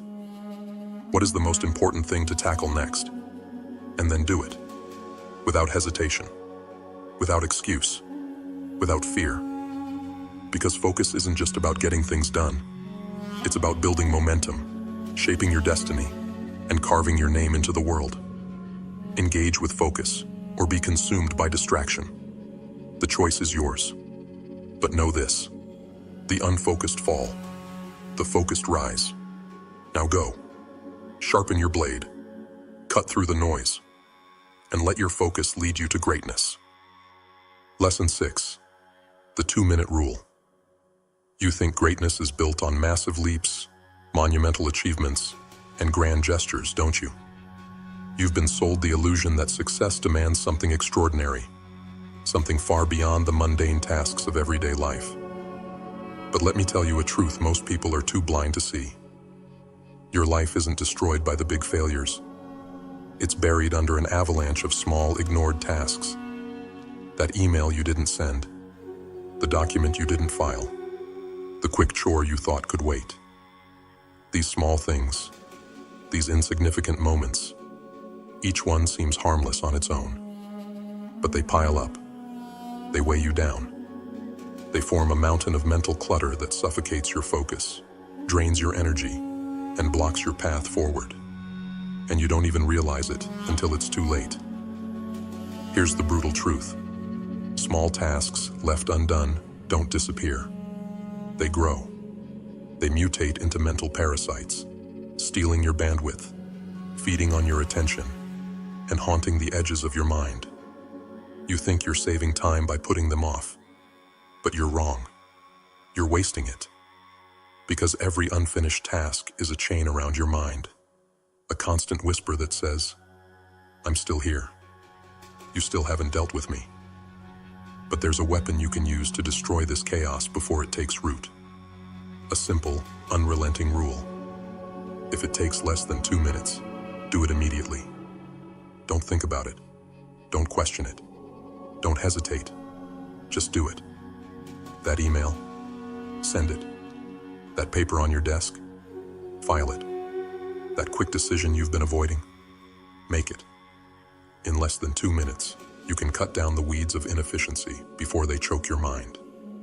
You can clear the clutter, free your focus, and make space for the battles that truly matter. The 2-minute rule isn't just a time management hack. It's a discipline. A declaration of war against procrastination, chaos, and the excuses you tell yourself to avoid action. It forces you to confront the small, tedious tasks you'd rather ignore. It forces you to take responsibility. And here's the secret. These 2-minute victories, they add up. Each small task you complete is a step forward, a weight lifted, a moment of clarity reclaimed. Over time, they create momentum. They create power. They create a mind unburdened by clutter, free to focus on the big moves, the real challenges, the things that will define your legacy. But it takes discipline. It takes the willingness to act, even when it's inconvenient, even when it's tedious, even when it feels too small to matter. Because in the end, these small actions do matter. They are the foundation of your success, or the cracks that lead to your downfall. So ask yourself, how many 2-minute tasks are you ignoring right now? How much mental space are you wasting, clinging to unfinished scraps of responsibility? How much of your potential is being drained by the clutter you refuse to face? The answer is simple. Too much. Far too much. So stop waiting. Stop hesitating. When a task takes less than 2 minutes, destroy it immediately. Show no mercy. Clear the clutter. Free your mind. And unleash the full force of your focus on the things that truly matter. Because success isn't about doing everything. It's about doing the right things at the right time, with ruthless efficiency. The 2-minute rule is your weapon. Use it, or let the small things bury you alive. The choice is yours. But remember, inaction is a decision to let the chaos win. And you weren't born to lose. So act. Now before the weight of everything you've ignored drags you into the abyss. Lesson 7. The natural planning model. You want to succeed, don't you? You want to rise above the masses, escape mediocrity, and build something meaningful. But let me ask you this. How often do you find yourself paralyzed, overwhelmed by the sheer size of your ambitions? How often do you start a project only to abandon it halfway, scattered, distracted, and frustrated because you didn't know where to begin or how to finish? This isn't a mistake. It's a failure.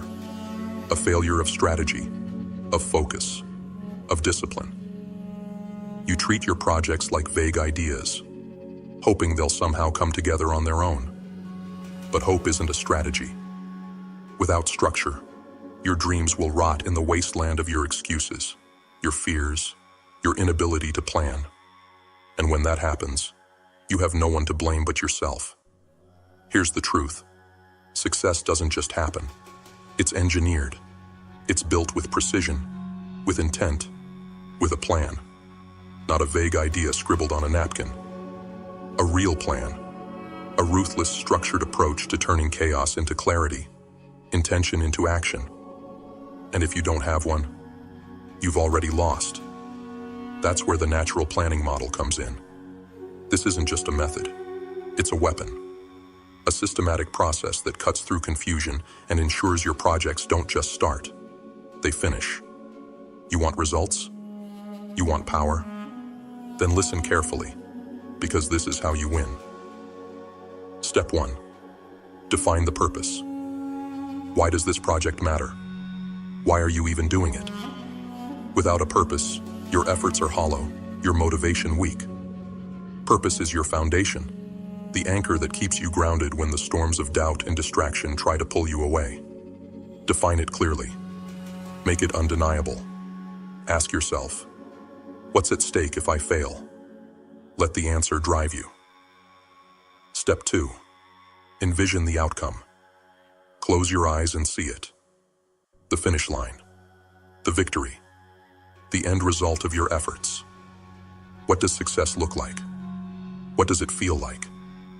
Without a clear vision of where you're going, you'll wander aimlessly, lost in the fog of uncertainty. Paint the picture. Make it vivid. And then burn it into your mind, so it's impossible to forget. Step 3. Brainstorm. This is where the chaos lives. The swirling ideas, the endless possibilities, the raw energy of creation. Don't hold back. Let it all out. Write down every step, every task, every crazy idea that comes to mind. No judgment, no hesitation, just raw, unfiltered possibility.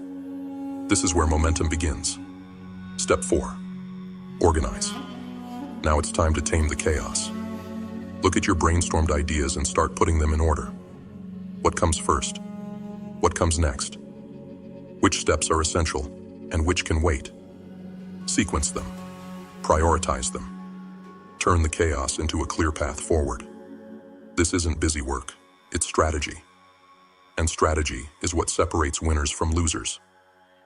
Step 5. Identify the next actions. This is where most people fail. They get stuck in the big picture, overwhelmed by the enormity of the task ahead. But success isn't built in leaps. It's built in steps. Define the next actionable step, not the whole project, not the end goal. Just the first thing you can do right now to move forward. And then do it, relentlessly, without excuse. This is the natural planning model. Simple, brutal, effective, but only if you have the discipline to use it. Most people won't. They'll keep winging it, hoping things will magically fall into place. They won't. Chaos doesn't organize itself. Clarity doesn't just appear. You have to create it. So what's it going to be? Will you let your dreams rot in the graveyard of poor planning and procrastination? Or will you take control? Will you define your purpose, envision your outcome, brainstorm your steps, organize your path, and execute your next action with precision and power? The choice is yours. But know this, without a plan, you're nothing. Just another dreamer lost in the fog of their own indecision. But with a plan, you're unstoppable.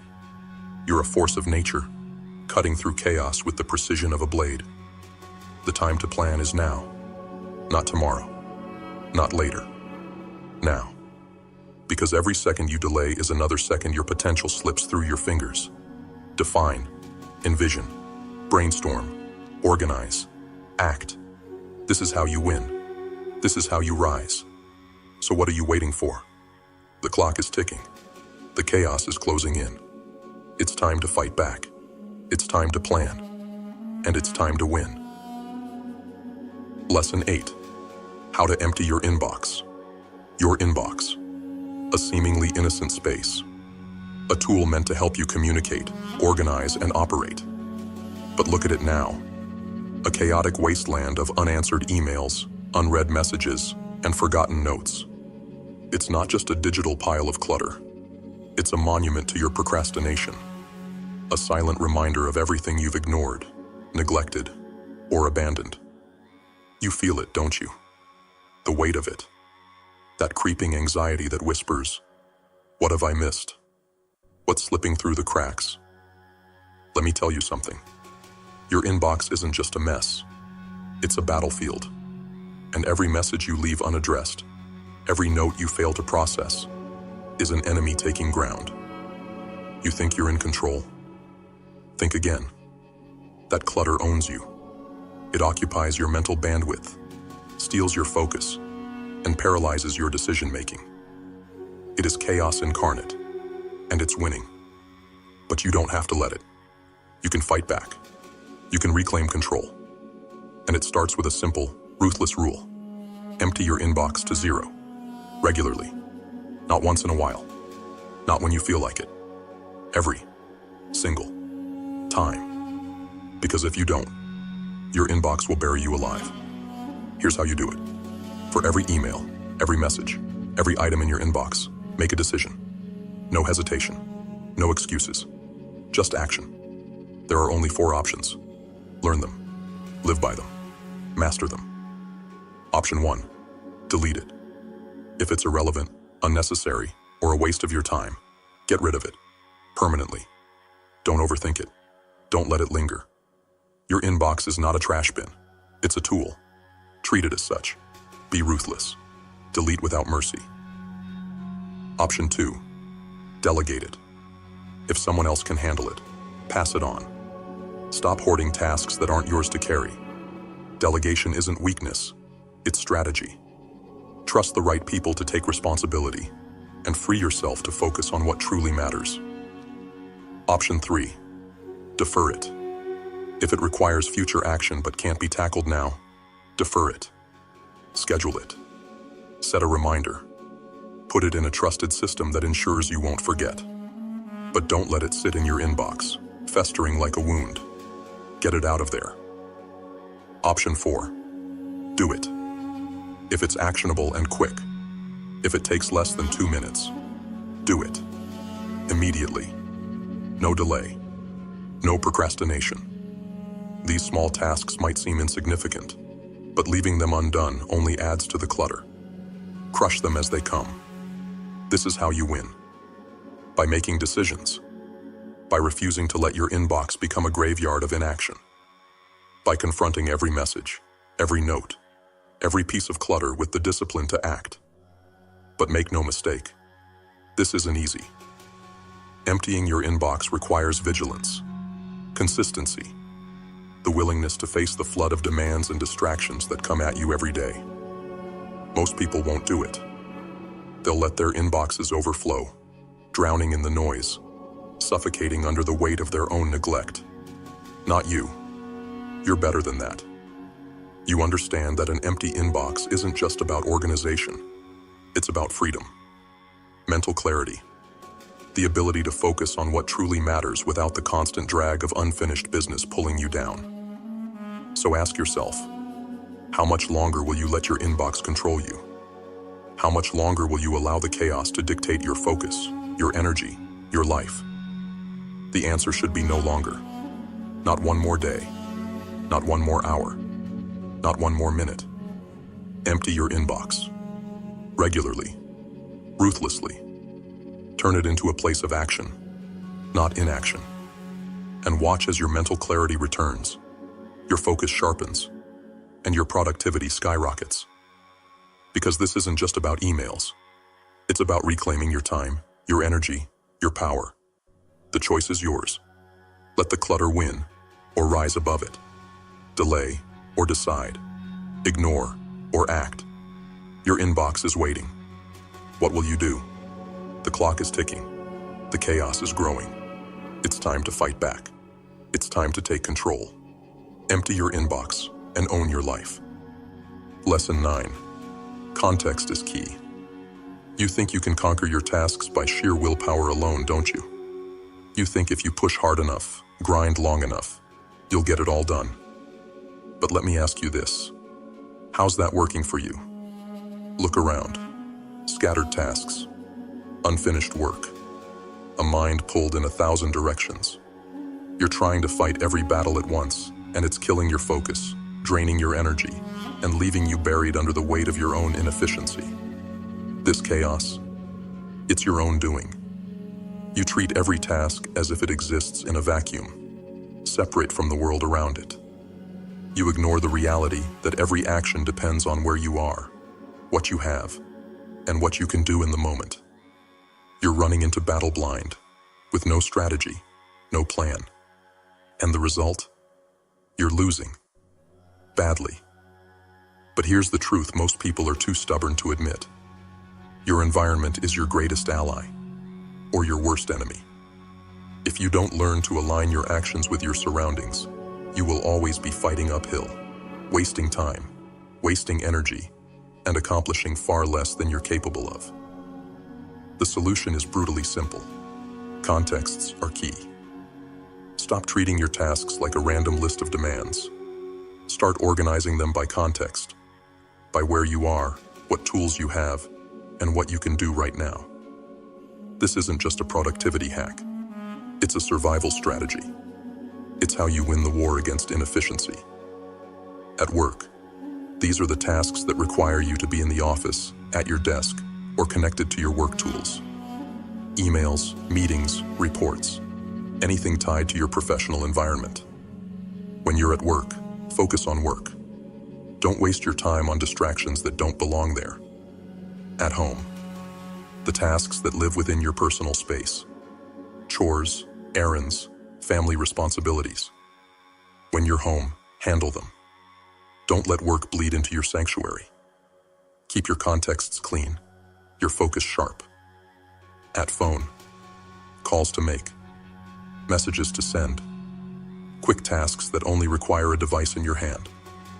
When you're waiting in line, commuting, or have a few spare minutes, this is your battlefield. Attack it. Clear it. Don't let idle time slip through your fingers. At computer, the digital tasks, research, writing, managing files. When you're in front of your machine, use it. Stop wasting time flipping between tasks that don't require your full attention. Engage fully, or don't engage at all. This is how you take control. By grouping your tasks by context. By aligning your actions with your environment. By eliminating the friction that comes from constantly switching focus. You stop multitasking. You stop scattering your energy. And you start executing with ruthless efficiency. But let me warn you. This requires discipline. It requires you to stop pretending you can do everything at once. It requires you to prioritize, to categorize, to think strategically about where you are and what you can do in the moment. Most people won't do it. They'll keep flailing, bouncing between tasks, wondering why they're always behind, always exhausted, always overwhelmed. Not you. You know better. You understand that focus isn't just about willpower. It's about strategy. It's about using your environment to your advantage, not fighting against it.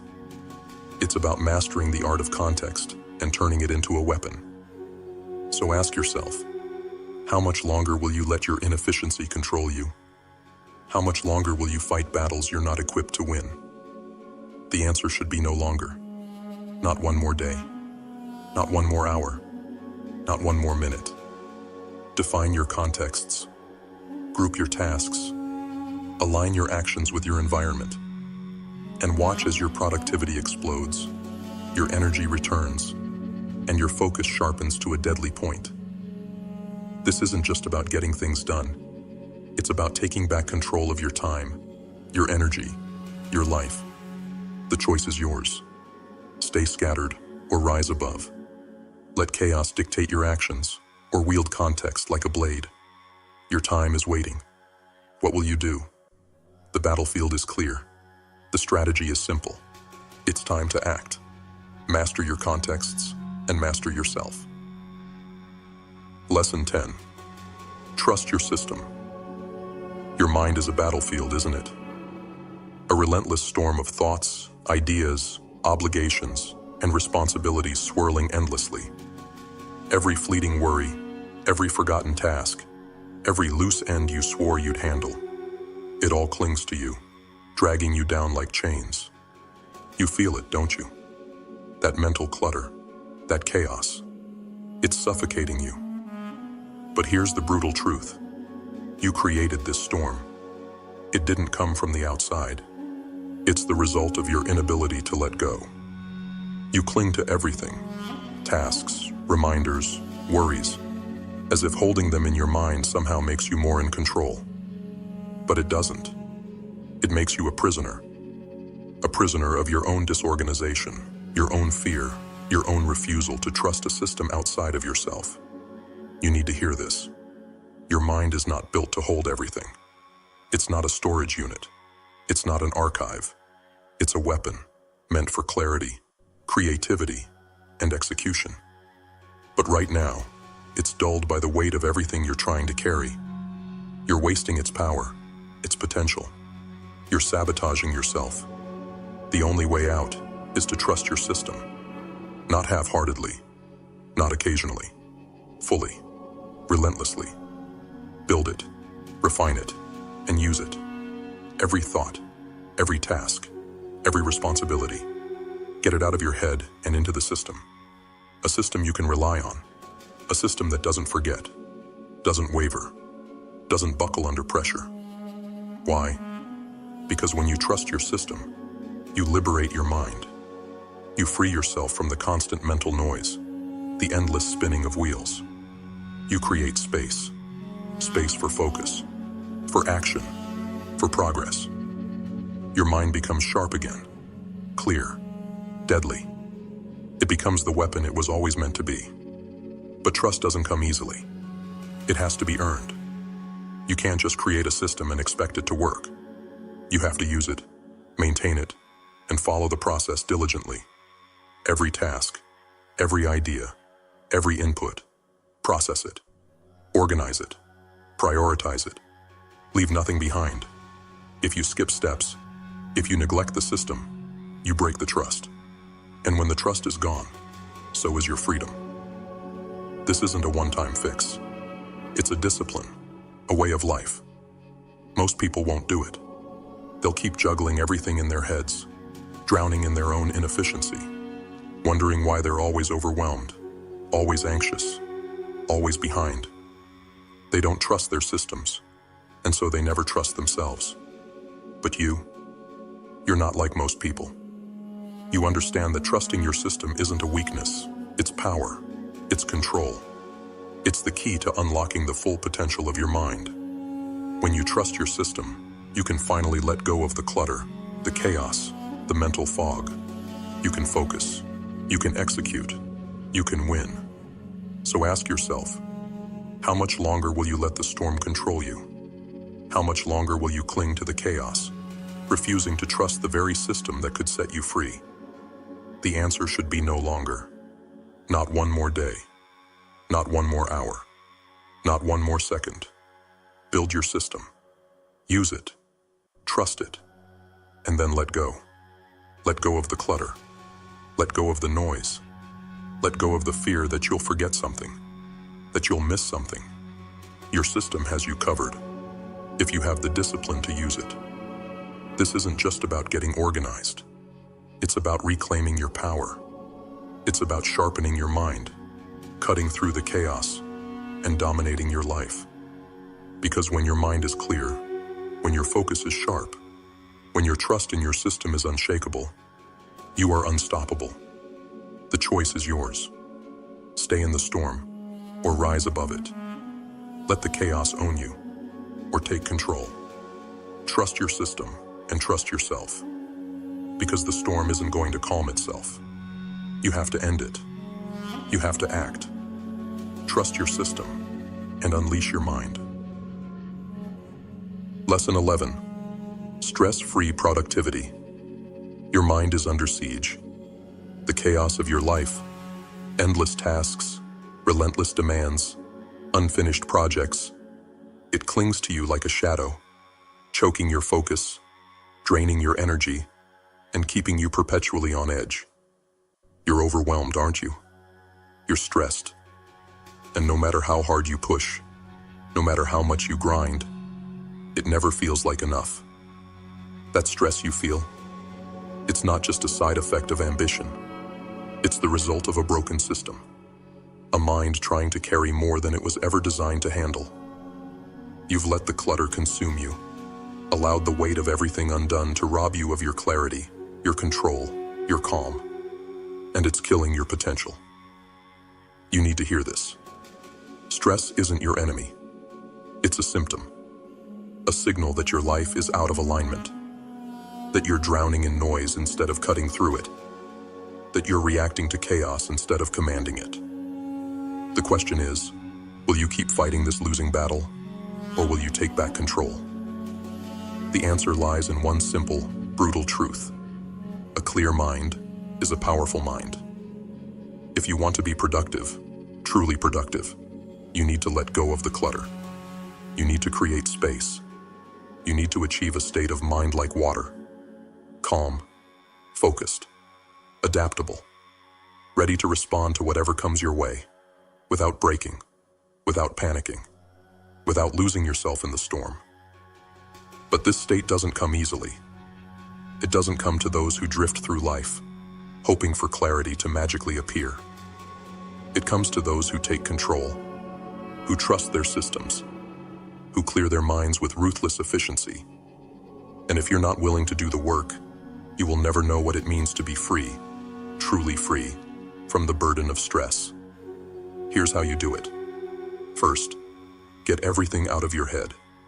Every task, every responsibility, every lingering thought. Write it down. Capture it. Stop letting it take up space in your mind. Your brain is not a storage unit. It's a weapon. Clear it. Sharpen it. Next, trust your system. Build a process you can rely on to handle the chaos. Categorize. Organize. Prioritize. Know that every piece of information is exactly where it needs to be. When you trust your system, you free your mind to focus fully on the present, instead of being haunted by what's unfinished. And finally, act with intention. Focus on the task at hand, not the 100 others waiting for you. When your mind is clear, when you're fully present, you'll find that stress fades away. Not because the demands have disappeared, but because you've taken control.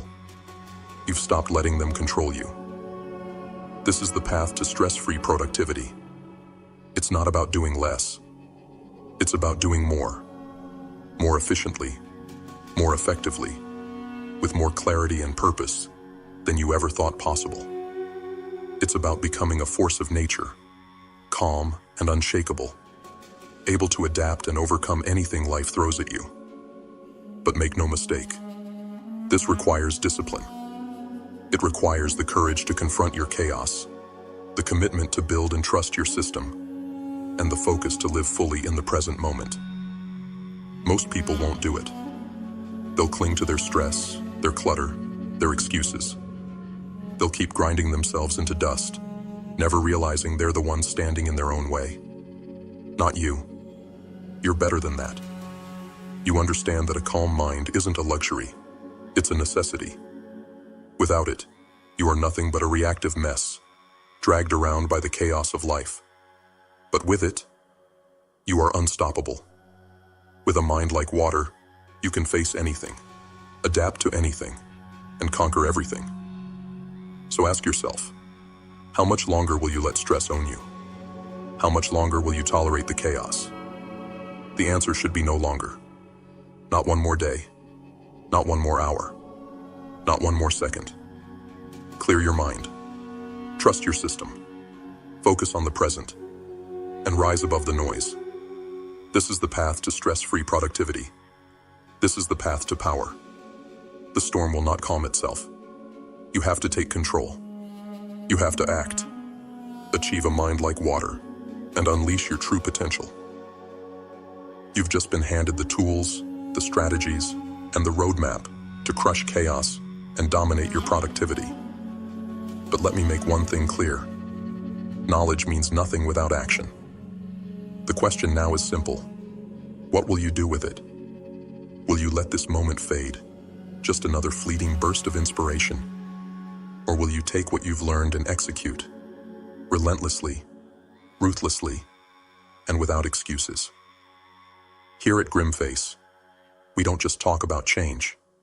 We live it. And if you're serious about breaking free from the noise, about rising above mediocrity, then this is where you belong. This is your movement, your community, your home for raw, unfiltered truth and strategies to take control of your life. So if you're ready to join the ranks of the black sheep, those who dare to carve their own path, then hit that subscribe button. Smash it like you're smashing through your own limits. And while you're at it, turn on the notifications. This way, you'll never miss a step, a tool, or a strategy to keep you ahead of the game. To those already subscribed, you're the reason this movement exists. You're the driving force behind every word, every video, every dark truth we deliver. Thank you for being part of this journey. Now go, subscribe, share this with someone who needs to hear it. Let's grow this army of warriors, thinkers, and doers who refuse to settle for anything less than excellence. This isn't just a channel, it's a revolution, and it's only just beginning. Stay relentless, stay focused, stay Grimace. Take a deep breath. Let the noise of the day fade away. Release the tension in your shoulders. Let your mind quiet, and allow yourself to be fully present in this moment. You've spent enough time chasing distractions, enough time doubting your potential. Now, it's time to listen, to absorb, and to transform. Here at Grimace, we don't offer empty promises or shallow motivation. We deliver truths, raw, unfiltered, and unapologetically real. Hundreds of our viewers have told us how these messages have unlocked doors they didn't even know existed. People just like you have gone on to build thriving businesses, regain control of their lives, and rewrite their futures. And today, you stand at the same crossroads. What you're about to hear isn't just advice, it's a blueprint to mastering your life. These are the 15 unshakable habits of the top 1%, the billionaire secrets that separate the dreamers from the doers, the talkers from the achievers. So, open your mind. Let this message challenge you, push you, and ignite a fire within you. Because once you embrace these principles, your trajectory will change, forever. Are you ready to step into the mindset of the elite? Let's begin. Habit number 1 is to embrace the use of extreme self-discipline. You stand at the crossroads of mediocrity and greatness. But let me be brutally honest. Greatness doesn't come cheap. It demands a price that most are unwilling to pay. Look at the billionaires of this world, not through the lens of envy, but through the cold, unyielding truth. Their success is not an accident, nor is it luck. It is the byproduct of an unrelenting commitment to mastering themselves. Billionaires hold themselves to standards so high, they might seem almost inhuman. But here's the thing. They are human, just like us. The difference? They understand that discipline is the bridge between goals and results. While the masses chase fleeting pleasures and distractions, They've made sacrifices that would cripple the average person. They say no to anything that doesn't align with their purpose. Can you say the same? Think about your day. How many hours do you waste scrolling, binge-watching, or engaging in conversations that add nothing to your life? Billionaires avoid distractions like they're a plague. They don't have time for trivialities because they know every second spent on nonsense is a second stolen from their future. Self-discipline isn't glamorous. It's waking up at ungodly hours when everyone else is asleep. It's working when you don't feel like it. It's focusing on the tasks that hurt the most, because those are the tasks that move the needle. While others look for shortcuts, they're building the foundations brick by painful brick. And accountability? They are their own harshest critics. They don't blame the economy, the government, or the weather. When they fail, they look in the mirror and take responsibility. Ask yourself, when was the last time you truly held yourself accountable? When was the last time you faced your failures without excuses? Billionaires don't run from their shortcomings. They dissect them, learn from them, and rise again. So here's the challenge. Are you willing to bleed for your dreams? Are you ready to strip away the distractions, the excuses, and the self-pity? Discipline isn't a switch you flip. It's a blade you sharpen daily. It cuts away the fluff and leaves behind only what matters. There will be no applause on this journey. No one will cheer for you as you decline the easy path. But make no mistake, the rewards will come. When you stand atop the mountain you've conquered, you will look down at the world of distraction and mediocrity, and you will know that you earned your place. This is not a life for the weak. It's not a life for the lazy. But if you can summon the will to master yourself, to focus on what matters, and to embrace the pain of growth, you will unlock a power that most can only dream of. So I ask you, will you remain shackled by your distractions, or will you rise above? Will you hold yourself accountable and set a standard that terrifies you? This is your moment to choose, discipline or regret. Remember this. Success doesn't demand perfection. It demands persistence. It demands a fire within you so intense that it burns away every excuse, every distraction, and every weakness. And that fire, my friend, is called extreme self-discipline. Will you ignite it? Habit number 2 is to embrace failure as a learning lesson. Failure. A word that sends chills down the spines of the weak. A word that most fear more than death itself. But let me tell you something. The path to greatness is paved with failures. And those who run from failure are running from the very lessons that could forge them into something extraordinary. The billionaires of this world, they don't just endure failure. They embrace it, they seek it, and they use it. Why? Because failure isn't the enemy. It's the teacher. It's the brutal, unforgiving mirror that reveals the cracks in your armor. It strips away your illusions, your arrogance, your shortcuts.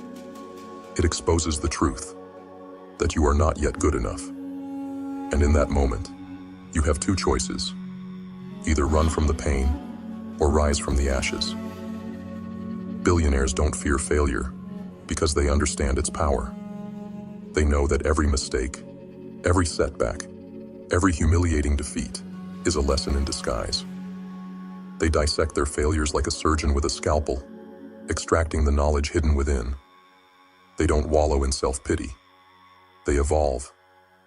Each failure becomes a stepping stone, a rung on the ladder to success. Can you say the same? The masses play it safe, terrified of taking risks because they might fall. But billionaires? They take calculated risks, fully aware of the consequences, fully prepared to face the fallout. They understand that playing it safe is the quickest way to mediocrity. Comfort zones are graves disguised as sanctuaries. If you never risk falling, you'll never know how high you can rise. Think about the last time you failed. Did you use it, or did it use you? Did you cower in the shadows, Or did you stand back up and face the storm? Failure is not a period at the end of your story.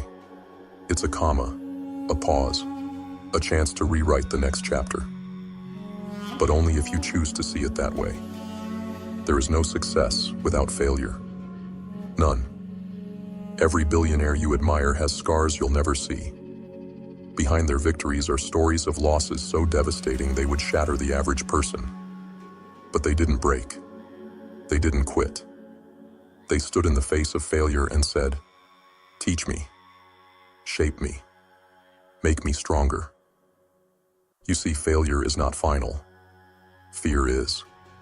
Fear is the prison that keeps you from trying, from risking, from growing. If you let fear dictate your actions, you'll spend your life building someone else's dream, while your own dreams rot inside you. Is that what you want? To live a life free from failure, but also free from meaning? Here's the truth.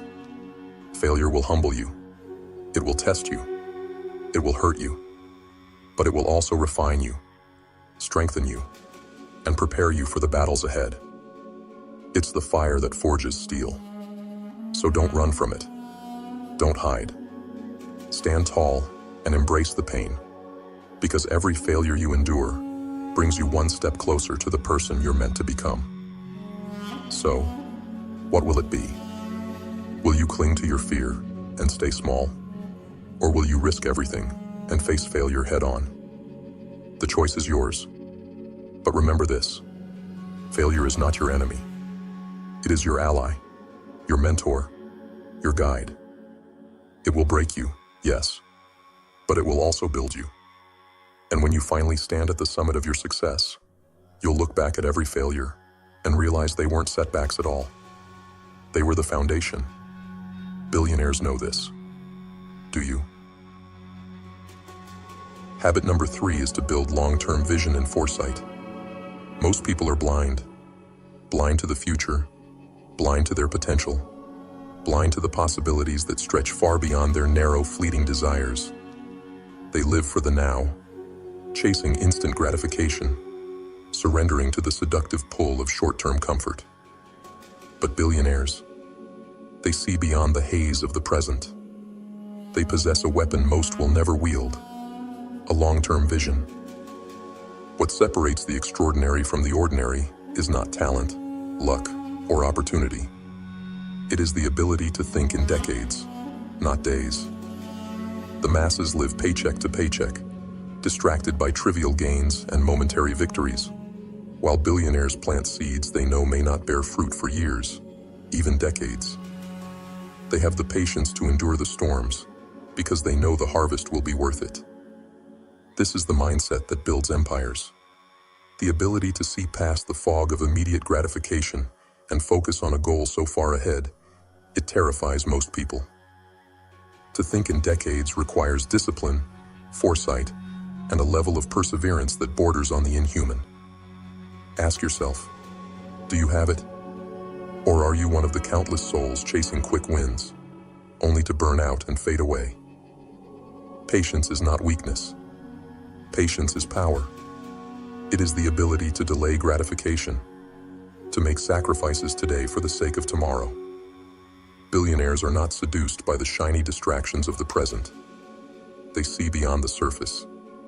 They make decisions not for what will feel good now, but for what will matter 10, 20, 30 years from now. And this vision, it's not just a skill, it's a choice. A dark, painful choice.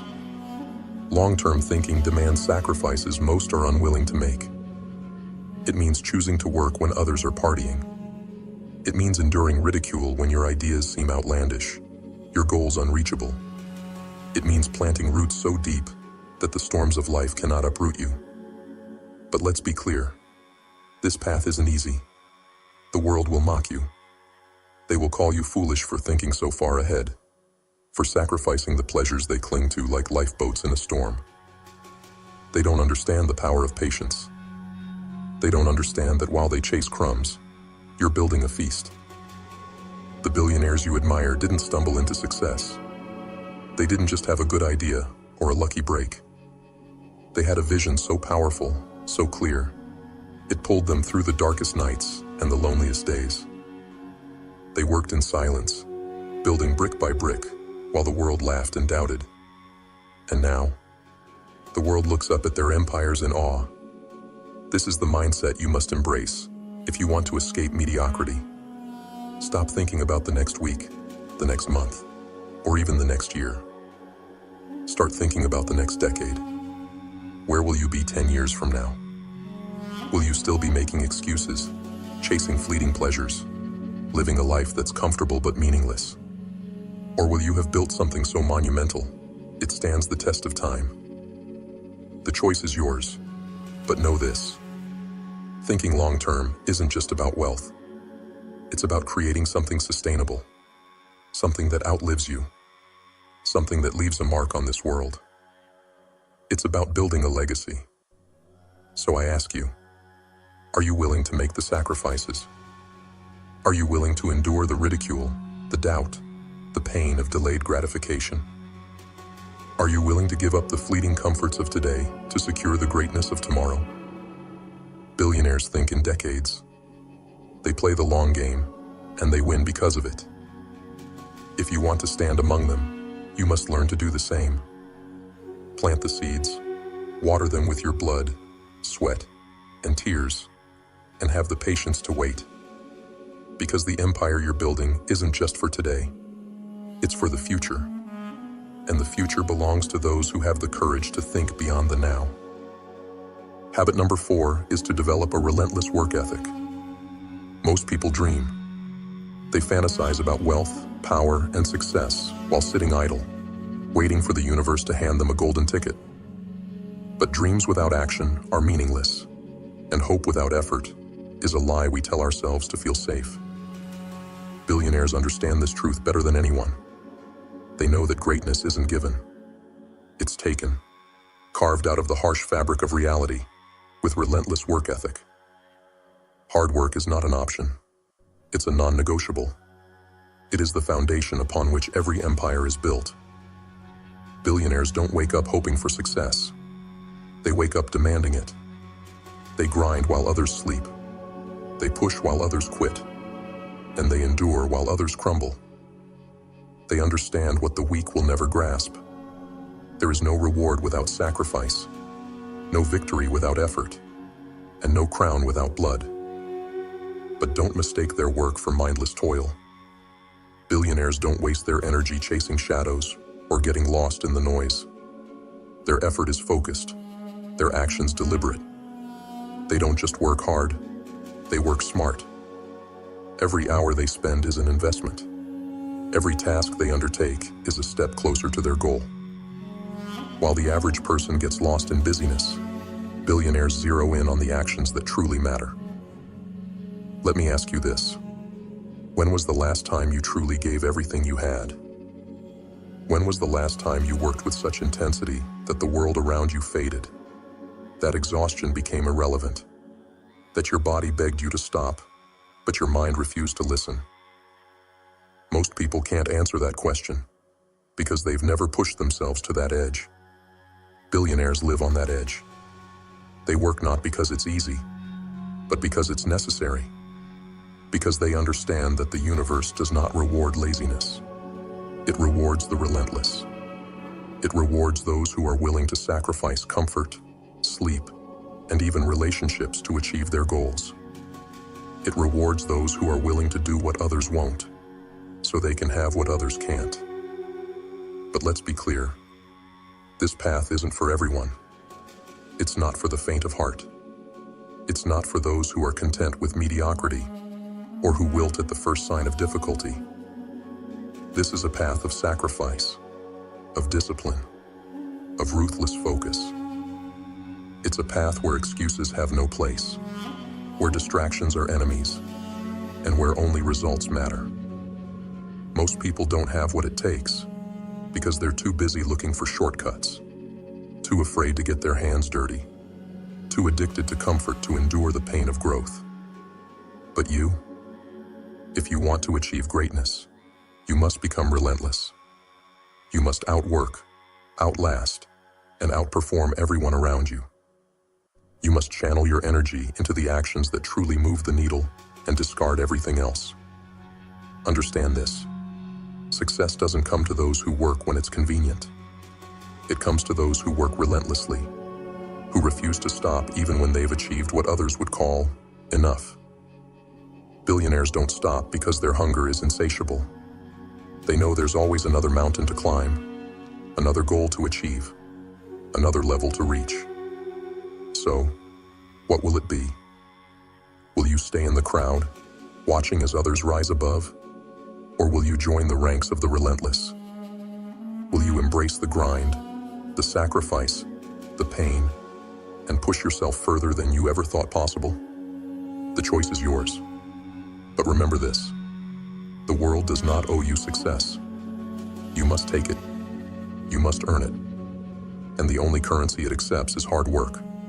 Relentless, focused, unapologetic hard work. Greatness isn't free. It's not easy. But if you're willing to pay the price, if you're willing to sacrifice what's comfortable for what's meaningful, then the rewards will be beyond anything you can imagine. Work harder. Work smarter. Work relentlessly. Because the moment you stop, someone else will take your place. And the only question that remains is this: will you be the hunter, or will you be the hunted? Habit 5 is to obsess over the creation of value. There's a harsh truth that most will never grasp. Wealth isn't about luck. It's not about talent. It's not about ambition alone. Wealth is the byproduct of a single, unrelenting principle: creating value. The billionaires you envy didn't stumble into success. They earned it by obsessing over one thing, making themselves indispensable. They didn't chase money. They chased solutions. They didn't focus on their needs. They focused on creating something so valuable, the world couldn't ignore them. This is the dark truth. The universe doesn't care about your dreams. It doesn't care about your desires. It cares about one thing: what you can give. Those who have the audacity to demand wealth must first prove their worth by creating value for others. Billionaires understand this. They don't waste their time on vanity or self-indulgence. They focus on one goal: solving problems on a massive scale. They don't dabble. They don't play it safe. They are obsessed. Every waking moment, every ounce of energy is poured into answering one question: how can I create something the world desperately needs? While others are consumed by distractions, they are laser-focused on one thing: value. Value is the currency of success. It's not handed out freely. It's earned through relentless innovation, through solving problems that no one else can solve, through creating products and services that change lives. And here's the kicker: value creation isn't glamorous. It's not about flashy ideas or quick wins. It's about grinding in the shadows, perfecting your craft, and dedicating yourself to the brutal process of understanding what people need, even before they know it themselves. This is not the path for the weak. It requires obsession, a ruthless, consuming focus that pushes you to think bigger, work harder, and dig deeper. Billionaires didn't get where they are by playing small. They saw a void in the world and filled it. They found a problem and solved it. They created value so immense that wealth chased them, not the other way around.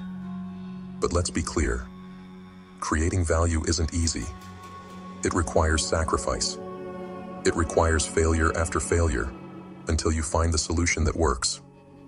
It requires the courage to bet everything on your vision, knowing that the only way to win is to add more value to the world than anyone else. Think about your life right now. Are you creating value, or are you consuming it? Are you solving problems, or are you making excuses? Are you obsessed with leaving the world better than you found it? Or are you waiting for someone else to hand you success on a silver platter? Billionaires don't wait. They act. They create. They innovate. They don't ask, "What can I take?" They ask, "What can I give?" Because they know that the more value they create, the more wealth they will attract. This is the paradox of success. The more you give, the more you receive. But giving isn't about charity. It's about impact. It's about creating something so powerful, so undeniable, that the world has no choice but to reward you. So, here's the question you need to answer. What value are you bringing to the table? What problems are you solving? What needs are you fulfilling? If you can't answer these questions, then you've already lost. Success doesn't belong to the distracted or the entitled. It belongs to the obsessed. The path to wealth is clear, but it's not easy. You must sacrifice your comfort, your ego, your excuses. You must dedicate yourself to creating something that changes lives. You must become so focused, so obsessed with value creation, that everything else fades away. This is the way of billionaires. They don't wait for opportunities. They create them. They don't chase wealth. They chase impact. And the result? Wealth becomes inevitable. So I ask you, are you ready to obsess? Are you ready to sacrifice? Are you ready to create value so immense that the world cannot ignore you? Because if you're not, someone else will. And they'll take everything you thought could have been yours. The clock is ticking. The world is waiting. What will you create? What will you give? What legacy will you leave behind? The choice is yours. But remember this: wealth is not a gift.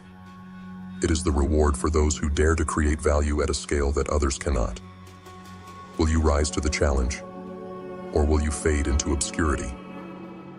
Habit number 6 is to put effort into becoming resilient. There's a lie they tell you, that success is smooth, that greatness comes to those who wait, that the path to wealth is paved with ease and convenience. But the truth is darker, harsher, and far more unforgiving. The path to greatness is a war, and the battlefield is your mind. Only those with resilience, only those who can endure the pain and rise after every fall, will survive. Mental toughness isn't a gift, it's a weapon. It's forged in the fires of failure, sharpened by the grinding stone of setbacks, and tempered by the cold winds of rejection. Billionaires didn't reach the summit because they never fell. They reached it because they never stayed down. They've endured failures that would crush the weak, betrayals that would scar the unprepared, and storms that would drown the average. But through it all, they remained unbreakable. Challenges are not obstacles. They are tests. Every setback, every defeat, every moment of despair is asking you one question: how much do you want it? Most people fail not because they lack the talent, but because they lack the will. They crumble under pressure. They let the fear, the doubt, the pain consume them. But billionaires, they thrive in the chaos.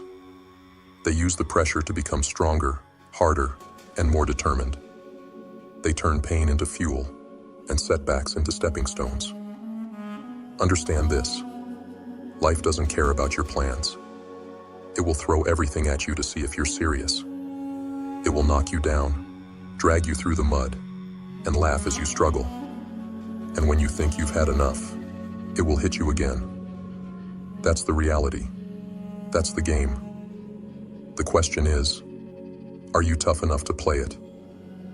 Mental toughness isn't about never feeling pain. It's about enduring it. It's about looking failure in the face and saying, "You will not defeat me." It's about being so committed to your vision that no setback, no insult, no betrayal can pull you off your path. Billionaires understand that pain is temporary, but quitting lasts forever. They know that every hardship is a lesson, every loss an opportunity to grow. And so, they keep going, no matter what. Resilience isn't glamorous. It's not something you can show off or brag about. It's the quiet, relentless refusal to give up. It's working in the dark when no one is watching. It's getting back up after every fall, even when your body is broken and your spirit is crushed. It's the ability to see the storm, feel the cold, and keep moving forward anyway. But let's not sugarcoat it. Resilience is brutal. It demands sacrifices most people are unwilling to make. It demands that you confront your fears, your failures, your deepest insecurities. It demands that you face the darkest parts of yourself and refuse to flinch.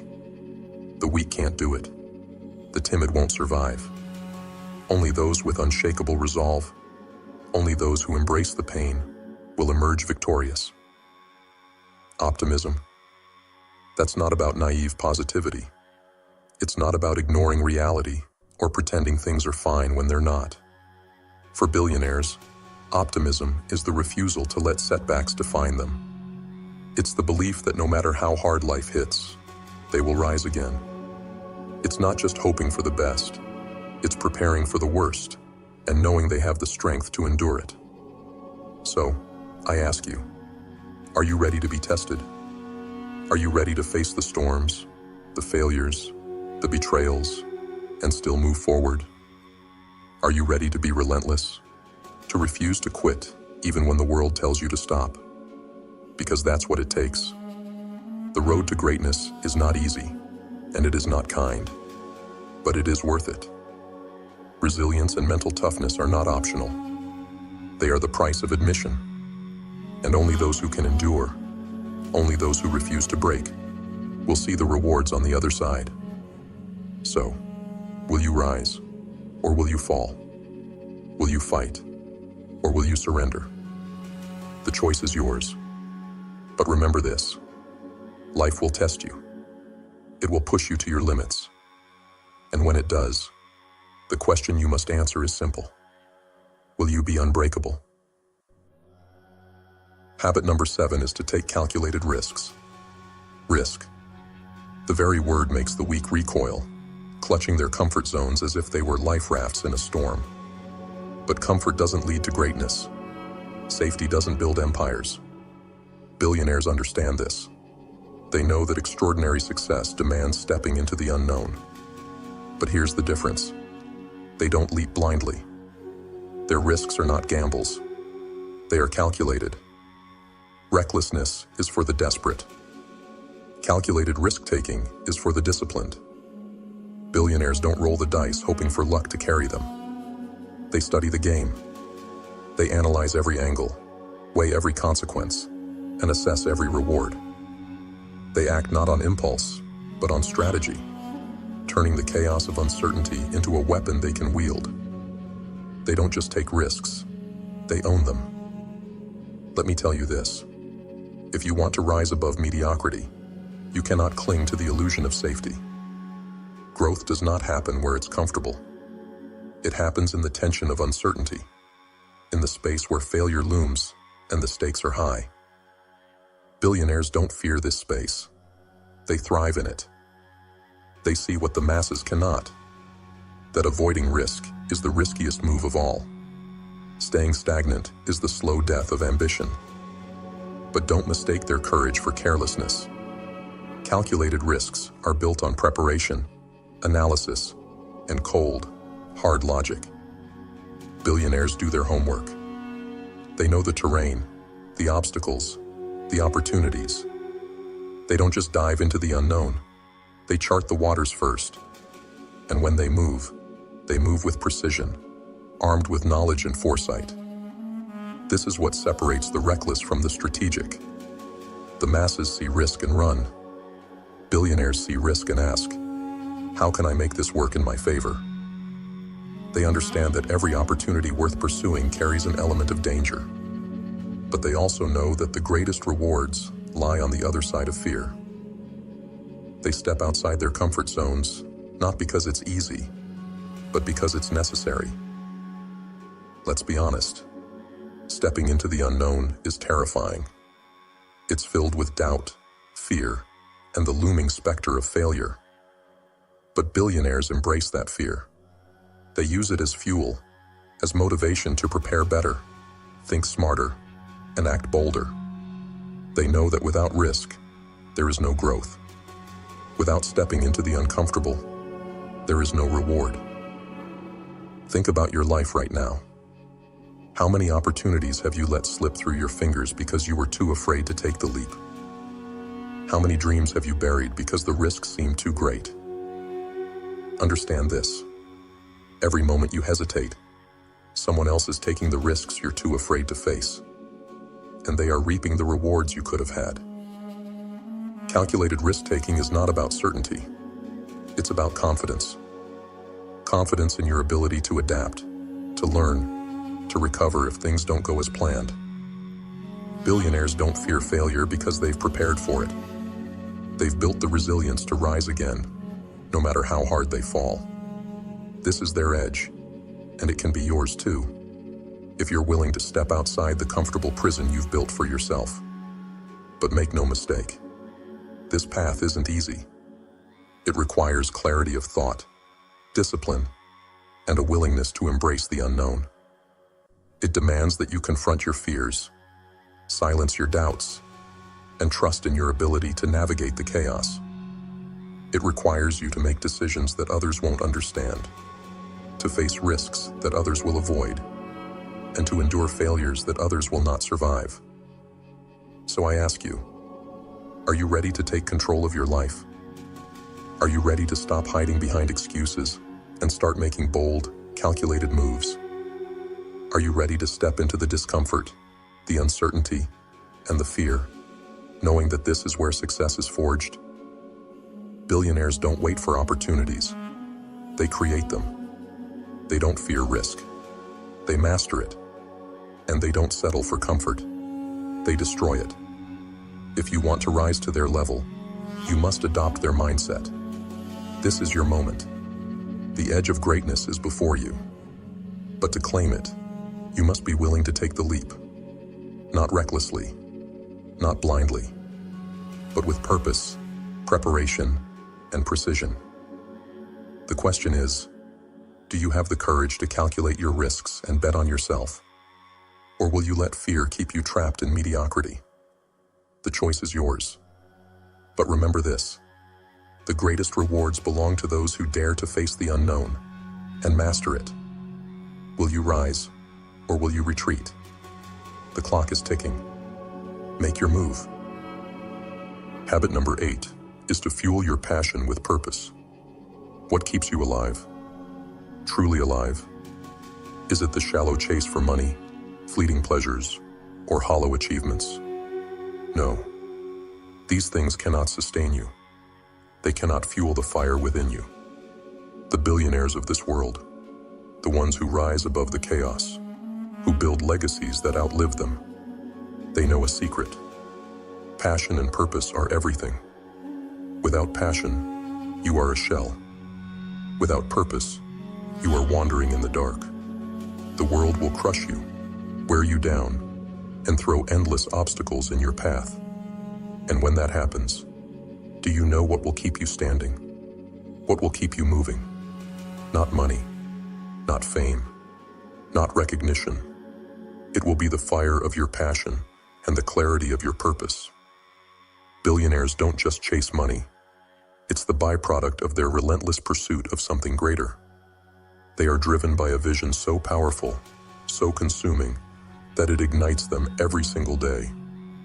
They don't wake up dreading the grind. They wake up hungry. Hungry to create, to innovate, to push boundaries, to bring their vision to life.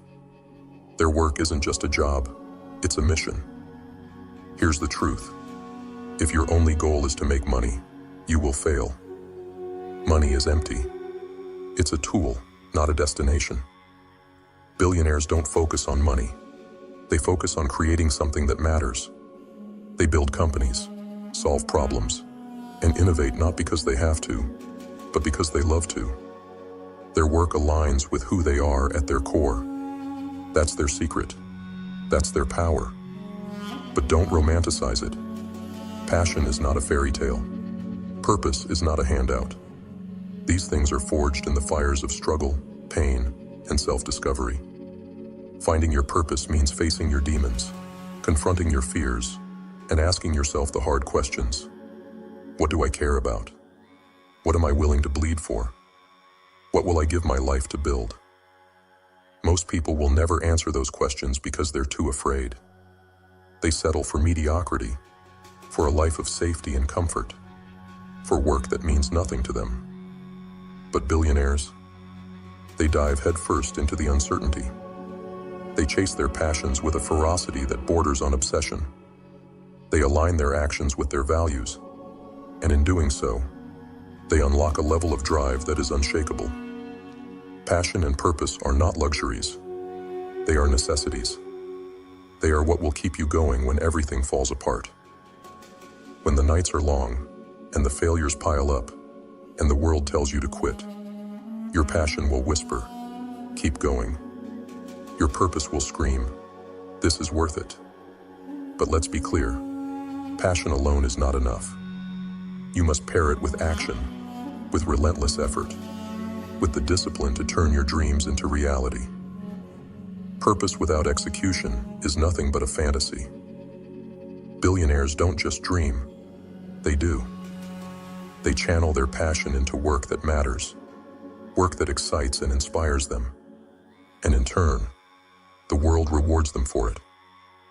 So I ask you, what drives you? What wakes you up in the morning? What sets your soul on fire? If you don't know, then you're already lost.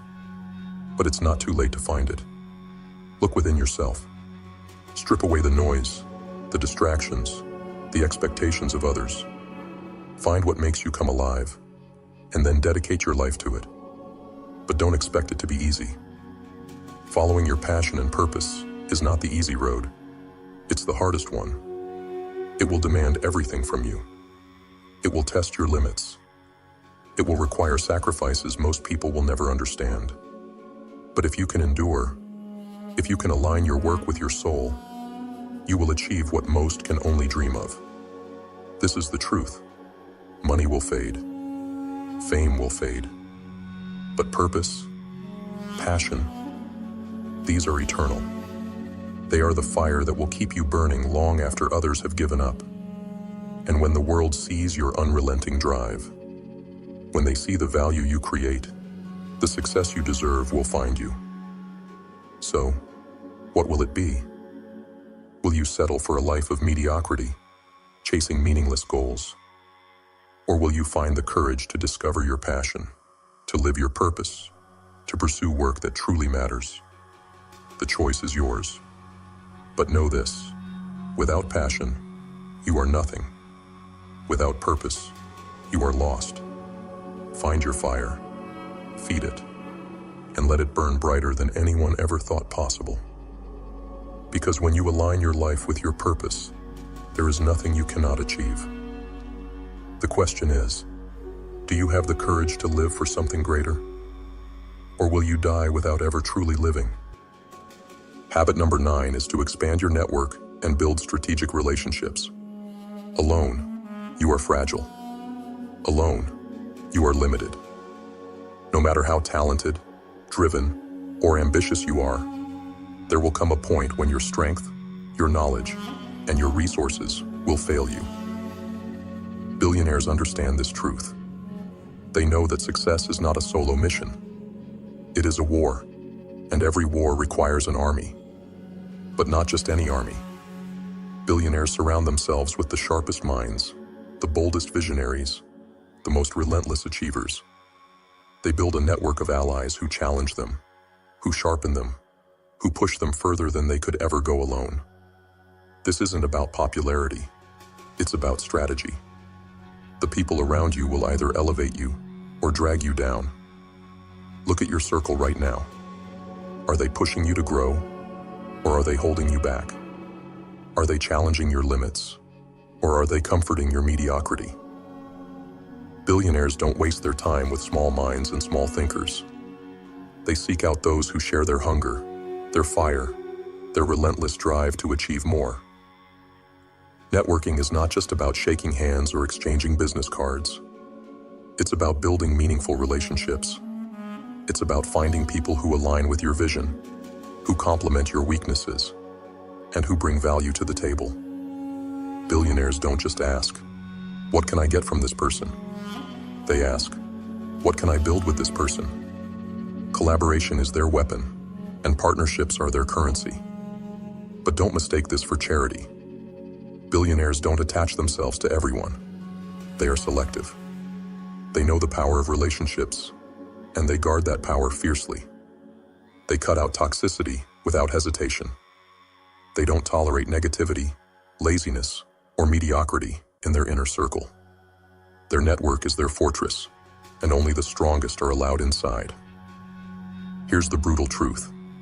If you want to rise, you need to find people who are already standing where you want to be. You need mentors, partners, challengers, not cheerleaders. Billionaires seek out those who are smarter, faster, and more experienced than they are. They don't fear being outshined. They embrace it, knowing that every relationship is an opportunity to learn, to grow, to evolve. But relationships are not built overnight. They require effort, investment, and authenticity. Billionaires don't just take, they give. They create value in every interaction, knowing that the strongest connections are built on mutual benefit. They understand that relationships are not transactions. They are alliances. And in the long game of success, alliances are everything. Think about it. Every major breakthrough, every game-changing idea, every monumental deal is born out of connection. No billionaire built their empire in isolation. They leveraged their network, collaborated with the best, and created partnerships that amplified their success. If you think you can do it all on your own, you've already lost. But let's be clear, networking isn't easy. It's not for the weak, the shy, or the disingenuous. It requires courage to reach out, resilience to face rejection, and authenticity to build trust.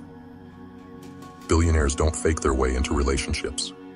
They earn them. They show up, they bring value, and they prove their worth. So I ask you, who are you surrounding yourself with? Who are you learning from? Who are you collaborating with? If your circle isn't challenging you, it's suffocating you. If your relationships aren't driving you forward, they're holding you back. You cannot afford to be passive in this. Your network is your greatest asset, or your greatest liability. Choose wisely.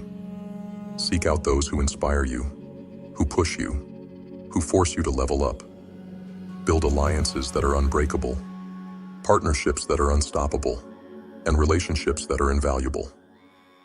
Because in the end, success is not just about what you know or what you can do.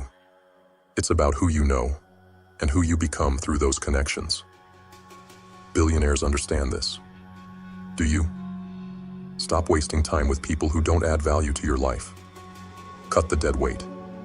Seek out those who match your ambition, who fuel your vision, who challenge your limits. Build your army, and together, you will conquer. This is the truth. No one succeeds alone. Not you. Not anyone. The question is, are you willing to step out of your comfort zone, to invest in relationships, to surround yourself with those who will push you to greatness? Or will you stay small, clinging to isolation and mediocrity? The choice is yours. But remember this, your network is your net worth. Build it wisely. Build it fiercely. And when the time comes, it will be the foundation of your empire. Habit 10 is to reinforce your self-belief and confidence. Let's get one thing straight. No one is coming to save you. No one is going to hand you success. And no one is going to believe in you until you believe in yourself first. Billionaires don't wait for validation. They don't wait for permission. They act because they know, deep in their core, that they are in control of their destiny. Self-belief is not a luxury. It is not something you try to have. It is the foundation of everything. Without it, you are powerless. Without it, you are just another spectator in the game of life, watching from the sidelines as others take bold actions and seize the opportunities you were too afraid to chase. Billionaires understand this. They cultivate an unshakable confidence, a belief in their abilities so strong It borders on arrogance. And you know what? That's exactly what's required. The world will test you. It will throw doubt, failure, and fear in your path. It will try to convince you that you're not good enough, not smart enough, not capable enough. And if you listen to that voice, if you let that poison seep into your mind, you've already lost. Billionaires don't bow to doubt. They don't let fear dictate their actions. They silence the noise, because they know that their belief in themselves is the only thing standing between them and their goals. Confidence is a weapon. It's the force that drives bold decisions, that inspires others to follow your vision, that keeps you moving when the odds are stacked against you. But confidence isn't given. It's earned. Billionaires earn their confidence through relentless preparation, through discipline, through proving to themselves, time and time again, that they are capable of achieving the impossible. They act boldly because they know they've done the work. They've sharpened their skills, strengthened their minds, and prepared for the battles ahead. But let's be clear, confidence isn't arrogance. It's not blind optimism or delusional self-importance. It's rooted in reality. Billionaires don't believe they're destined for greatness because they're special. They believe it because they've taken control of their lives. They've put in the effort, taken the risks, and earned the right to believe in themselves. They know that success is not handed out. It is taken by those who have the audacity to believe they deserve it. Let me ask you this. Do you believe in yourself? Truly? When you look in the mirror, do you see someone who is capable of greatness, or someone who is waiting for the world to give them a chance? Because here's the truth. If you don't believe in yourself, why should anyone else? If you can't see your own potential, how can you expect others to follow your vision? Billionaires understand that confidence is contagious. It inspires trust, loyalty, and action. When you believe in yourself, you give others permission to believe in you too. You radiate a power that cannot be ignored, a certainty that cuts through doubt and fear like a blade. This is how they build empires, not by convincing others, but by embodying a vision so powerful, so undeniable, that others are drawn to it. But confidence alone isn't enough. You must act. You must take bold steps, make daring moves, and prove to yourself that you are capable of creating the life you want. Confidence without action is hollow. Billionaires act because they know they are the architects of their destiny. They don't wait for opportunities. They create them. They don't fear failure. They embrace it as part of the process. So I ask you, are you ready to take control of your life? Are you ready to silence the doubt, face the fear, and act with the conviction of someone who knows they are destined for more? Because that's what it takes. Confidence isn't about knowing the path. It's about trusting yourself to walk it, no matter how uncertain it may be. The world will not hand you success. It will not believe in you until you believe in yourself. Billionaires know this. They don't wait for the world's permission.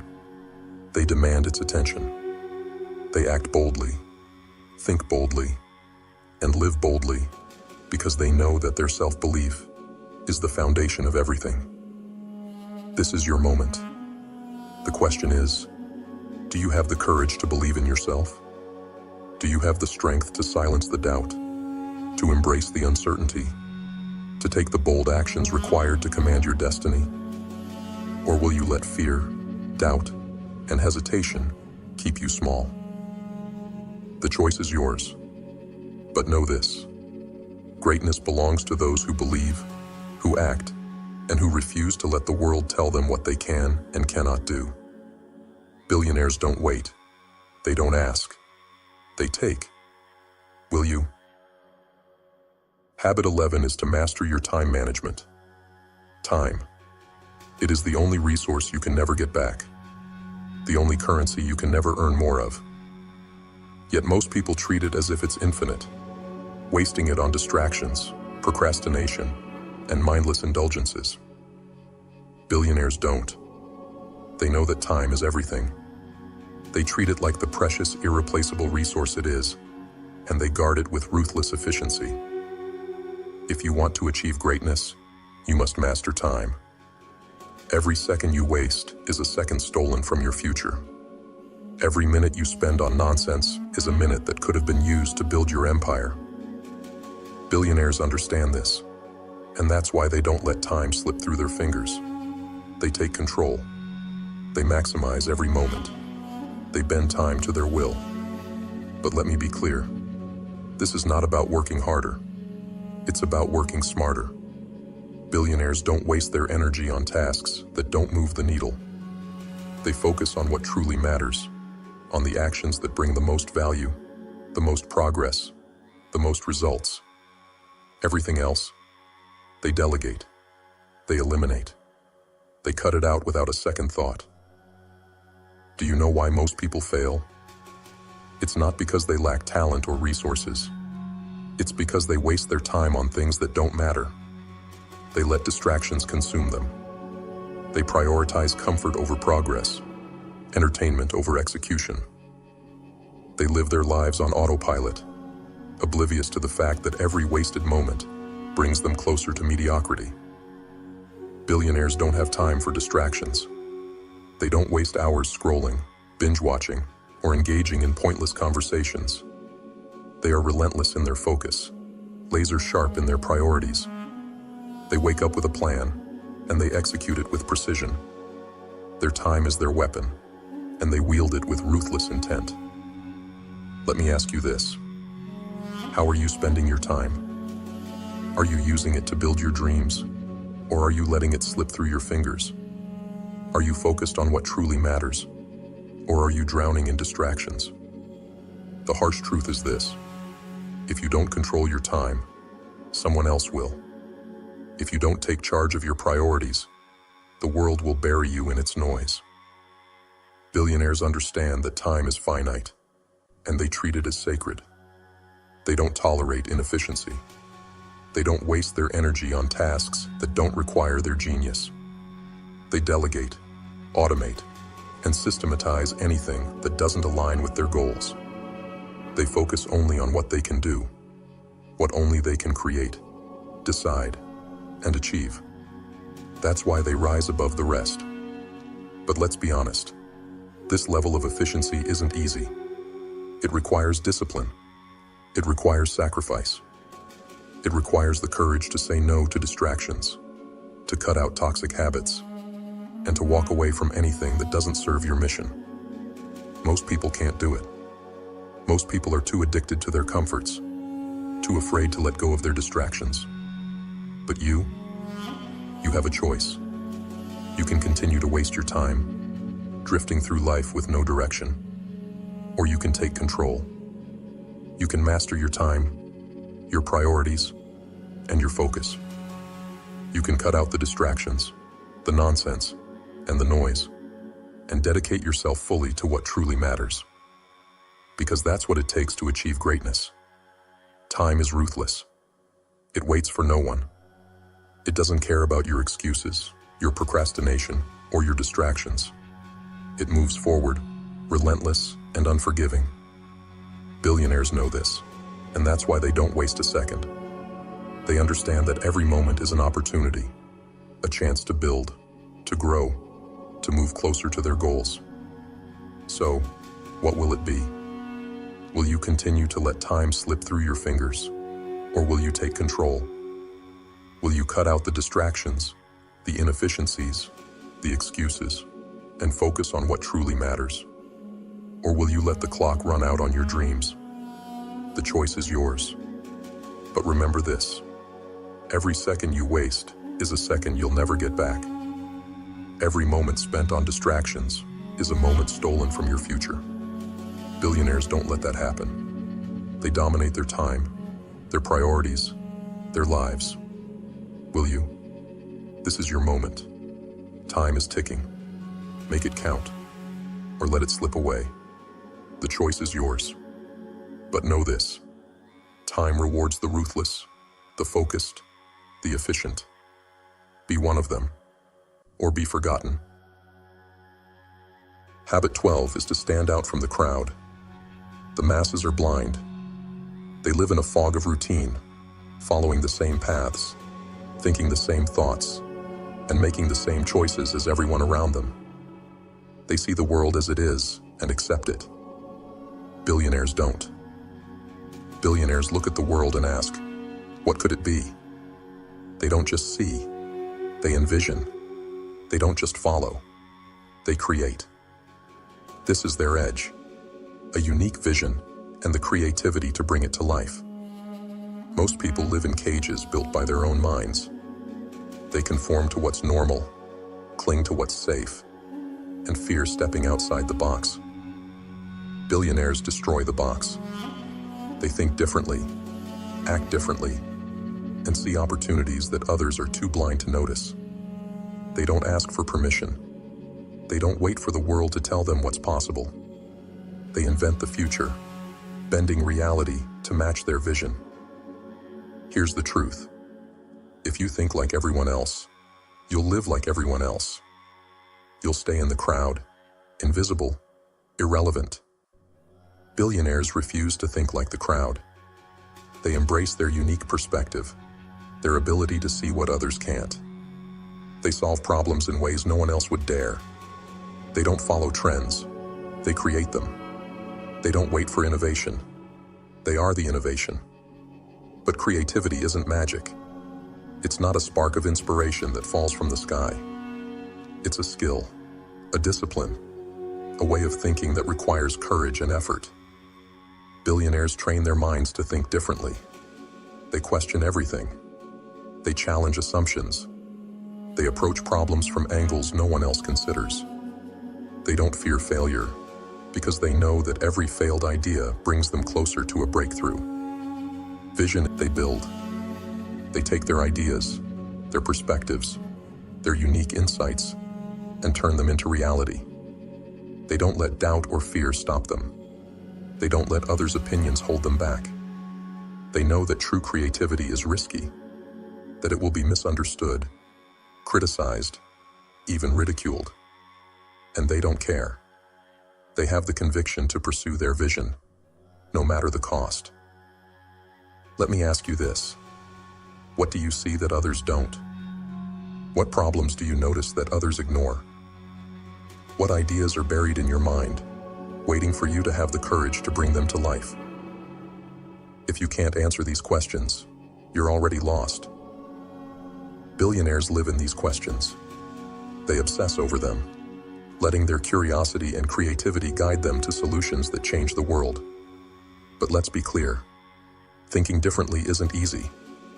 It means stepping into the unknown, embracing uncertainty, and rejecting the safety of conformity. It means facing doubt, rejection, and failure again and again. Most people can't handle it. They'd rather stay in their comfort zones, living lives of quiet mediocrity. But you're here because you want more. To build something extraordinary, you must think in ways others cannot. You must see what others refuse to see. You must break the rules, rewrite the game, and refuse to accept the limits the world tries to impose on you. This is the mindset of billionaires. This is the mindset of creators, visionaries, and innovators. So, what will it be? Will you continue to see the world through the narrow lens of mediocrity? Or will you open your mind to possibilities no one else dares to consider? Will you conform, or will you create? Will you follow, or will you lead? The choice is yours. But remember this. The world doesn't change because of followers. It changes because of visionaries. It evolves because of those who have the courage to think differently, to take risks, to pursue ideas that seem impossible. Billionaires don't settle for what is. They create what will be. You have the power to shape the future. The question is, do you have the courage to embrace your unique vision, to think boldly, and to act fearlessly? Or will you let the world's expectations keep you small? This is your moment. Your vision is your weapon. Your creativity is your power. Use them. Build something that cannot be ignored. Change the game. Because in the end, the world doesn't remember those who follow. It remembers those who dared to lead. Will you be one of them? Or will you fade into the crowd, forgotten? The choice is yours. Make it wisely. Habit 13 is to obsess over excellence. Excellence. It is not a goal. It is not an option. It is an obsession. A relentless standard that burns in the hearts of those who refuse to settle for mediocrity. Billionaires don't succeed because they aim for good enough. They succeed because they demand the best. From themselves, from their teams, from their products, from their lives. Excellence is not what they strive for. It is what they require. The average person will never understand this. They are content with mediocrity, satisfied with doing just enough to get by. They cut corners, avoid challenges, and shy away from the hard work of perfecting their craft. Billionaires do the opposite. They chase perfection, knowing full well they'll never reach it. But in that pursuit, they achieve a level of mastery that others can only dream of. Excellence is brutal. It demands everything. It means waking up earlier, working harder, and pushing further than anyone else. It means refusing to cut corners, even when no one is watching. It means holding yourself to a standard so high, it terrifies others. Billionaires live by this standard. They are relentless in their commitment to delivering the best in everything they do, because they know that anything less is failure. This obsession with excellence isn't about vanity. It's about trust. When you consistently deliver the best, you build something far more valuable than money: loyalty. Customers trust billionaires not because they're rich, but because they consistently deliver quality. Stakeholders believe in them because they've proven, time and time again, that they will not compromise their standards. Excellence builds empires. Mediocrity destroys them. But make no mistake, this path is not for the weak. Excellence is lonely. It's grueling. It means making sacrifices most people aren't willing to make. It means working when others are resting, perfecting when others are settling, and pushing forward when others are giving up. It means refusing to accept anything less than your very best, even when it's exhausting, even when it's painful, even when no one else seems to care. The masses will call you obsessive. They'll say your standards are too high, that you're too hard on yourself, that you're expecting too much. Let them talk. Let them settle for mediocrity while you rise above. Billionaires don't listen to the doubters. They don't let the opinions of the weak dictate their actions. They are committed to excellence, and that commitment is unshakable. Ask yourself, are you truly committed to excellence, or are you settling? Are you delivering your best, or are you doing just enough to get by? Are you obsessed with perfection, or are you making excuses for why you can't achieve it? Billionaires don't make excuses. They take responsibility. They own their outcomes, their results, their legacy. Excellence is not about being better than others. It's about being better than you were yesterday. It's about holding yourself accountable, setting higher standards, and refusing to compromise. Billionaires don't settle for mediocrity in anything, because they know that mediocrity is contagious. If you let it creep into one area of your life, it will spread like a virus, infecting everything you touch. You want to succeed? Then demand more of yourself. Set standards so high, they make others uncomfortable. Refuse to accept anything less than your absolute best. Commit to excellence, not for recognition, not for validation, but because you owe it to yourself. Because anything less is a betrayal of your potential. But let's be clear, this path is not easy. It will break you before it builds you. It will test your discipline, your patience, your resilience. But if you can endure, if you can commit to excellence in everything you do, the rewards will be unparalleled. You will build trust, loyalty, and respect. You will stand out in a world drowning in mediocrity, you will become unstoppable. So I ask you, are you ready to commit? Truly commit. To hold yourself to a standard that terrifies you. To demand more of yourself than anyone else ever could. Because that's what it takes. Billionaires don't aim for average. They don't settle for good. They demand excellence in everything they do. And because of that, they succeed. This is your moment. The choice is yours. Will you settle for mediocrity? Or will you rise to the level of excellence? Will you make excuses? Or will you make progress? The clock is ticking, and the world is watching. Show them what you're made of. Show them what excellence looks like. Refuse to settle. Demand the best. Be the best. And let the world marvel at what you've built. Habit 14 is to master and track your finances. Money. It's the tool that builds empires or destroys lives. It doesn't care about your dreams, your desires, or your excuses. Money is a weapon, and only those who master it can wield its power. Billionaires understand this better than anyone. They don't see money as a means of indulgence. They see it as a means of control, of growth, of dominance. And that's why they rise above the rest. Mastery over finances is not a game. It's a discipline, a relentless commitment to making every dollar work. Billionaires don't squander their wealth on fleeting pleasures or shallow luxuries. They don't chase short-term gratification. They understand that money isn't just meant to be spent. It's meant to be grown. It's meant to be reinvested, multiplied, and turned into something far greater than itself. The masses live paycheck to paycheck, spending mindlessly, driven by impulse and desire. They see money as an escape, a way to buy happiness in the moment, even if it leaves them broke tomorrow. Billionaires see money differently. They see it as a tool to build, to expand, to create freedom. They don't work for money. They make money work for them.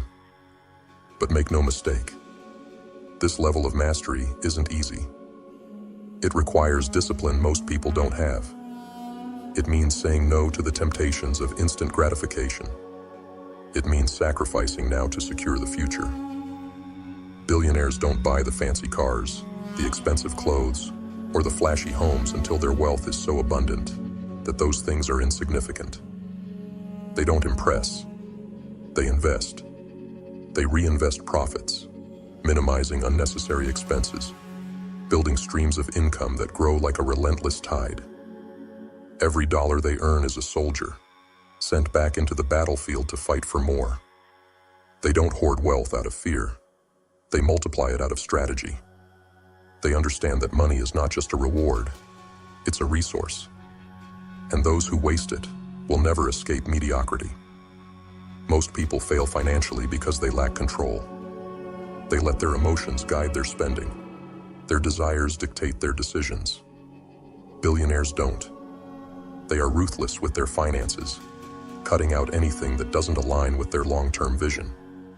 They don't see a dollar as a means to pleasure. They see it as a seed that, if planted and nurtured, can grow into a forest of wealth. Think about your own life. How are you handling your finances? Are you investing in your future, or are you throwing it away on things that don't matter? Are you building wealth, or are you burning it? The harsh truth is this: if you don't control your money, it will control you. If you don't master your finances, you will forever be a slave to them. Billionaires understand that financial mastery is not about luck. It's about choice. It's about taking responsibility for every dollar that comes in and every dollar that goes out. It's about understanding that wealth isn't built in a day. It's built over decades, through consistency, discipline, and strategy. But let's be clear, this path isn't easy. It requires sacrifice. It requires patience. It requires the courage to delay gratification, to endure the discomfort of restraint, to think long-term when everyone else is chasing quick wins.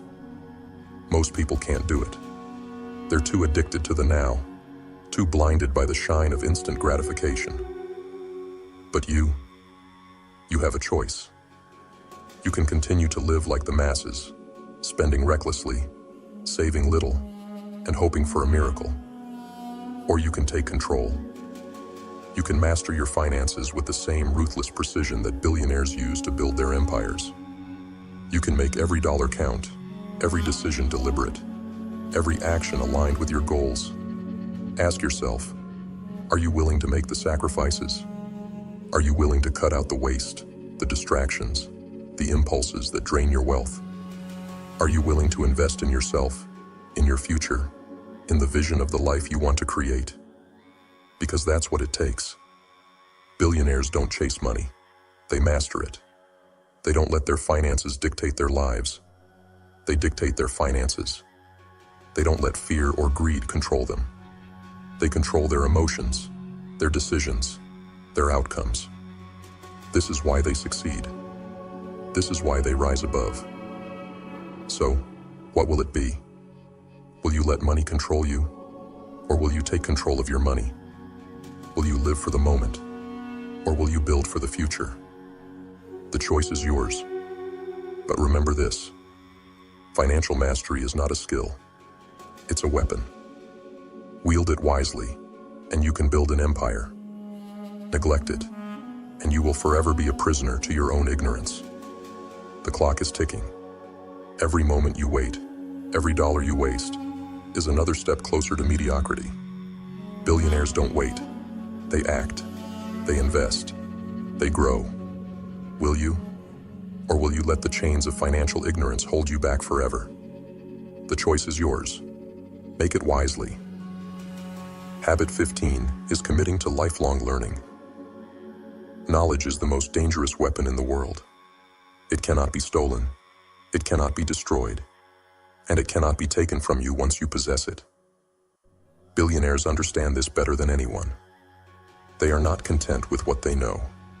They are hungry for more. Always more. They don't see learning as a phase of life. They see it as life itself. The masses stop learning the moment they leave school. They think they've done enough. They stagnate, content with mediocrity, blind to the fact that the world moves on without them.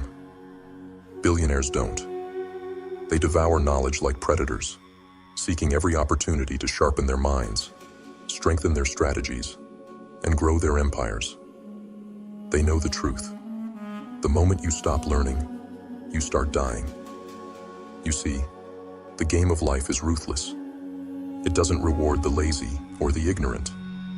It rewards those who adapt, who grow, who arm themselves with the tools to conquer. Billionaires don't just read. They study. They don't just listen. They seek. They surround themselves with people smarter than them, mentors who challenge them, and adversaries who force them to evolve. They don't just consume knowledge. They use it. Relentlessly. Aggressively. Ask yourself, when was the last time you truly learned something new?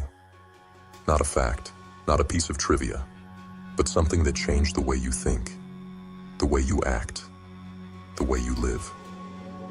Most people can't answer that.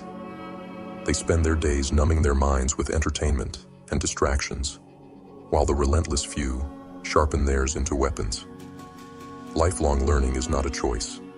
It's a necessity. The world doesn't stand still, and neither can you.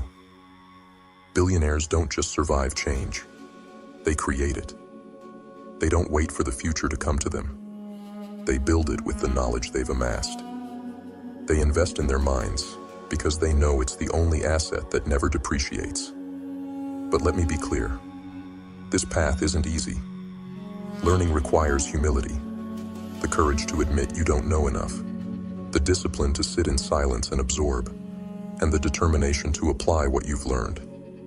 It demands sacrifice, the sacrifice of time, comfort, and ego. Billionaires don't pretend to know everything. They are students first, masters second.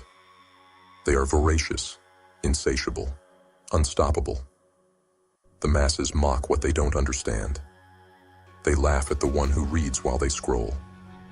They ridicule the one who seeks wisdom while they seek distractions. But billionaires don't care. They know the value of knowledge, the power it brings, the doors it opens. They know that every book, every mentor, every lesson is a weapon in their arsenal. So, what about you? Are you content with what you know? Or are you willing to admit you've barely scratched the surface? Are you ready to seek out knowledge like a hunter in the night? To pursue wisdom with the ferocity of someone who understands that it is the key to everything? Or will you settle for ignorance, for comfort, for mediocrity? The choice is yours. But know this: the world belongs to those who never stop learning. Billionaires didn't rise to power by chance. They rose because they refused to stop growing, refused to stop evolving, refused to stop feeding their minds with the fuel of success. They turned knowledge into power, and power into empire. The clock is ticking. The world is changing. Are you? Or will you let it pass you by, clinging to the scraps of what you learned long ago, while the relentless few take everything? Lifelong learning isn't optional. It's the price of greatness. So I ask you, will you arm yourself with knowledge, or will you let ignorance be your downfall? Will you sharpen your mind into a weapon, or will you dull it with distractions? Billionaires know the answer. Do you? You've just uncovered the 15 unshakable habits of the top 1%, the secrets that define those who rise above mediocrity and claim the lives they've envisioned. But remember, knowledge without action is meaningless. These principles are not just words. They're a call to arms, a blueprint for transformation. Now the choice is yours. Will you let this message fade into the background like so many others? Or will you commit to change? Will you take the uncomfortable steps, make the sacrifices, and build the discipline necessary to create the life you deserve? Hundreds of others who once stood where you are now have used what they've learned here to rewrite their stories. They've built businesses, crushed limitations, and found fulfillment in ways they never thought possible. If they can do it, so can you. If this message resonated with you, if it sparked something deep inside, share it with someone who needs to hear it. Let them know that their potential is limitless, just as yours is. And before you go, hit that subscribe button. Join the Grimface community, where the black sheep, the outliers, and the misunderstood gather to embrace their power and forge their own paths. You have the tools. You have the knowledge. Now, it's time to act. Stay relentless. Stay driven. And above all, stay grim. Every dawn is a battlefield, a fleeting moment where victory or defeat is determined before most have even stirred. The way we rise, the rituals we craft in those first fragile hours, these are not mere habits. They are weapons, forged in the quiet of the morning, designed to conquer the chaos that lies ahead. When you wake without purpose, you surrender before the war begins. But when you rise with intention, when you command your mind to focus, your body to move, and your soul to align, you declare dominion over the day. Morning rituals are not just routines. They are acts of rebellion against mediocrity, lethargy, and distraction. In those sacred moments before the world demands your attention, you hold the power to shape your reality. A calm and focused morning is your shield, protecting your clarity and determination. A structured routine is your sword, cutting through excuses and igniting your ambition. So ask yourself, will you let the day dictate your life, or will you take control? Will you rise as a passive bystander, or will you become the architect of your own destiny? Morning rituals matter because they are your declaration of war on a world that seeks to pull you into its chaos. Victory begins at dawn. What will you choose? Every legend you've ever heard of, Every name you've whispered with admiration shares one truth. Success isn't stumbled upon. It's built, brick by deliberate brick, through rituals, unyielding habits that sharpen the mind, strengthen the body, and fortify the soul.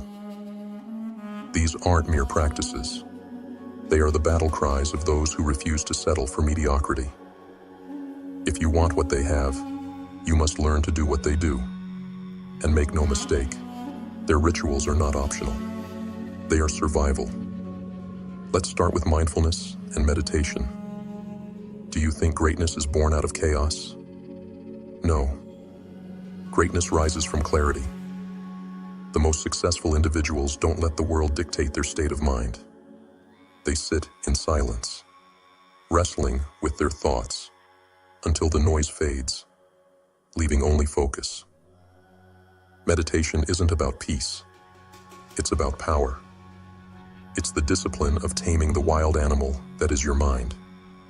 Because if you don't control your thoughts, they will control you, dragging you down into the abyss of distraction and doubt. The quiet moments of reflection become your fortress, a place where you refine your vision and steel yourself against the storms of life. Then, there's physical activity. Movement isn't just for the body, it's for the mind. You think a short walk, a yoga session, or a few sets in the gym are just about fitness. No, they are about energy, about unlocking the fire inside of you. Blood pumping, lungs burning. These are the sensations of life. Successful people know that when you push your body, you awaken something primal, something fierce, and that fire fuels everything else. Because how can you conquer the challenges ahead if you're too weak to face yourself in the mirror?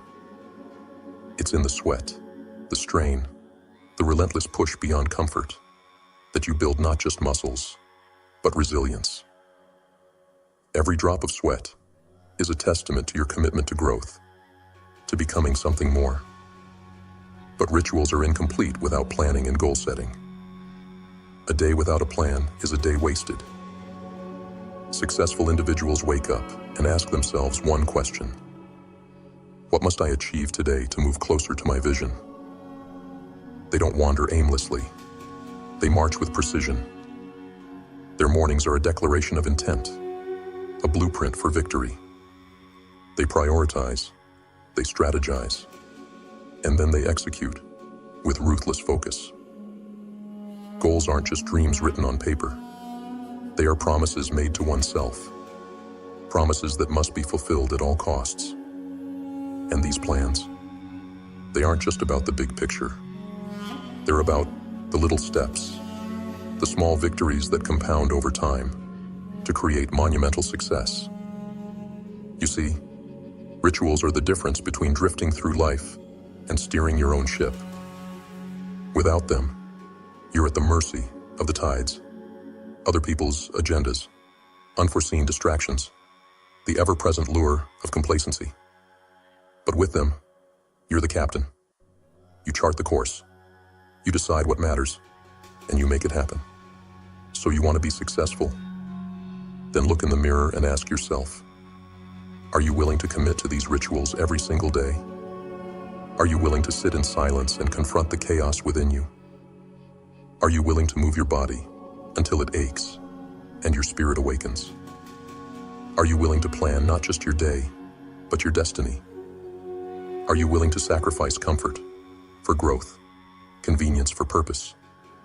There is no shortcut, no secret hack, just the grind, the daily rituals that separate the ordinary from the extraordinary. If you're not willing to fight for your success every morning, someone else will, and they will leave you behind. The world doesn't slow down for anyone, and neither should you. Success is a relentless pursuit. It demands discipline, focus, and an unwavering commitment to the rituals that propel you forward. So, rise with purpose, move with power, plan with precision. Every morning is an opportunity to become more, to claim the life you've envisioned. And remember, The world doesn't owe you anything, but your rituals, your unbreakable habits, will take everything you demand from it. Success isn't given, it's earned. And it begins with the rituals you choose to own. Today, tomorrow, and every single day after. What will you choose? Will you let the day command you, or will you command the day? Each morning, the universe hands you a choice. Rise with purpose, or let the day drag you into mediocrity. This choice is not a fleeting whim. It's the foundation of everything you will achieve or fail to achieve. Morning rituals, those sacred routines, are not just habits. They are strategies, honed by science and wielded by the greats to shape their destinies. You want power, control, success? Then you must master the science of mornings. Let's begin with improved sleep quality. Do you know what chaos looks like? It's waking up exhausted, dragging yourself through the day, and collapsing into restless, shallow sleep, only to repeat the cycle. But science tells us that consistent morning rituals can break this chain. By rising at the same time every day and structuring your morning, you reset your internal clock, your circadian rhythm. This isn't just about feeling rested. It's about priming your body and mind to function at their peak. Successful people know this. Sleep isn't a luxury. It's a weapon. A sharpened mind, a well-rested body. These are the tools of the relentless. If you treat sleep like an afterthought, you will always be outpaced by those who don't. Then there's the science of reduced stress levels. Stress is the silent killer, the invisible weight that crushes your ambitions before they even take flight. But what if you could start each day with control, with calm, with the confidence that no matter what comes your way, you've already won the first battle? Morning rituals create this. They anchor you, grounding your mind in the chaos of life. Whether it's meditation, journaling, or simply breathing deeply, these practices are not just acts of self-care. They're acts of war against stress. The science is clear. Structured mornings lower cortisol levels, the stress hormone that robs you of focus, creativity, and drive. And when your stress is under control, you're unstoppable. But the real magic? Increased productivity. Every successful person you've ever admired has one thing in common. They know how to focus. They don't waste their mornings scrolling, procrastinating, or wandering aimlessly. No, they attack their priorities with precision. A structured morning sharpens your focus, directing your energy toward what truly matters. Science shows us that the first few hours of the day are when your brain is most alert, most capable of deep work. Waste those hours, and you waste your potential. Use them wisely, and you create momentum. A force so powerful, it carries you through the entire day. But here's the truth. Most people won't tell you. Mastering your mornings isn't easy. It's a battle against comfort, against laziness, against the voice in your head that says, 5 more minutes. It's not supposed to be easy. Greatness never is. But science, cold, unfeeling, undeniable science, proves that the fight is worth it. Your sleep will improve. Your stress will diminish. Your productivity will soar. The question is, will you step into the ring? So, what will you choose? Will you let your morning slip through your fingers, squandered on distractions and chaos? Or will you seize them, carve them into a masterpiece of intention and purpose? Will you rise with power, or will you fall to the mediocrity of another wasted day? The science is on your side. The tools are in your hands. The only thing standing in your way is you. Remember this: the morning is the birthplace of champions. It's where battles are won before the world even wakes. If you master your mornings, you master your life. But mastery demands discipline. It demands sacrifice. It demands that you rise every day ready to fight for the life you deserve. The science is clear. The choice is yours. Rise with purpose. Command your mornings. And watch as the world bends to your will. And so, as the night fades and the first light of dawn creeps over the horizon, ask yourself, what will you make of this day? Will you let it pass by unnoticed, consumed by chaos and distractions? Or will you take control? The rituals you choose in those early hours are not trivial. They are transformative. They are the foundation of who you are and who you are becoming. Let every morning be a declaration of your intent, a promise to yourself that mediocrity has no place in your life. Let the science guide you, the discipline drive you, and the results inspire you. Remember, every champion, every success story, every legend started their day with purpose. Why shouldn't you? Step into the morning, armed with intention, clarity, and fire. Own your rituals, and the day will be yours. Not just today, but every day, until the world knows your name. Rise, fight, and conquer. The morning is your proving ground. Now go claim your victory. If you're here, it means you're ready to get serious about leveling up, breaking free from the distractions, and taking control of your destiny. Stick around, because we're about to dive deep into mindset hacks that will give you laser focus, the kind of focus that cuts through the noise, crushes obstacles, and locks you onto your goals like a predator on its prey. If you've been drifting, distracted, or stuck in the chaos, that ends now. This is your wake-up call. Let's sharpen that mind and unleash the beast within. Are you ready? Let's get to work. Mindset hack 1 is to focus on your strengths to unlock your true potential. Most people spend their lives obsessing over their flaws, trying to fix what they perceive as broken. They pour their energy into battling weaknesses, thinking this will make them whole. But here's the hard truth. You cannot achieve greatness by focusing on your weaknesses. Your strengths are your superpowers.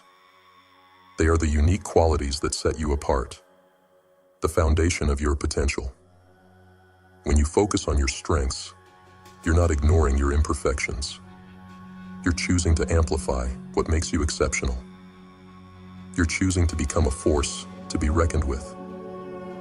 So ask yourself, what are your strengths? What are the talents, skills, or passions that come naturally to you? Maybe you're a problem solver. Maybe you're a creator, a leader, a connector. Whatever your strengths are, they are your path to greatness. Focus on them. Hone them. Refine them until they become unstoppable. When you double down on your strengths, you don't just become better. You become extraordinary. You stop competing and start dominating.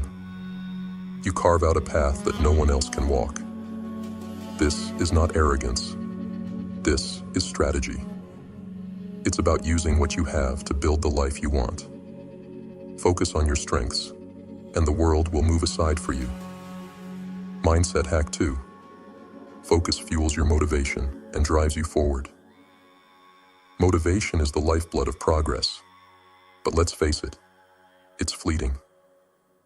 Some days you wake up ready to conquer the world, and other days you can barely find the energy to start. The secret to consistent motivation lies in one word: focus.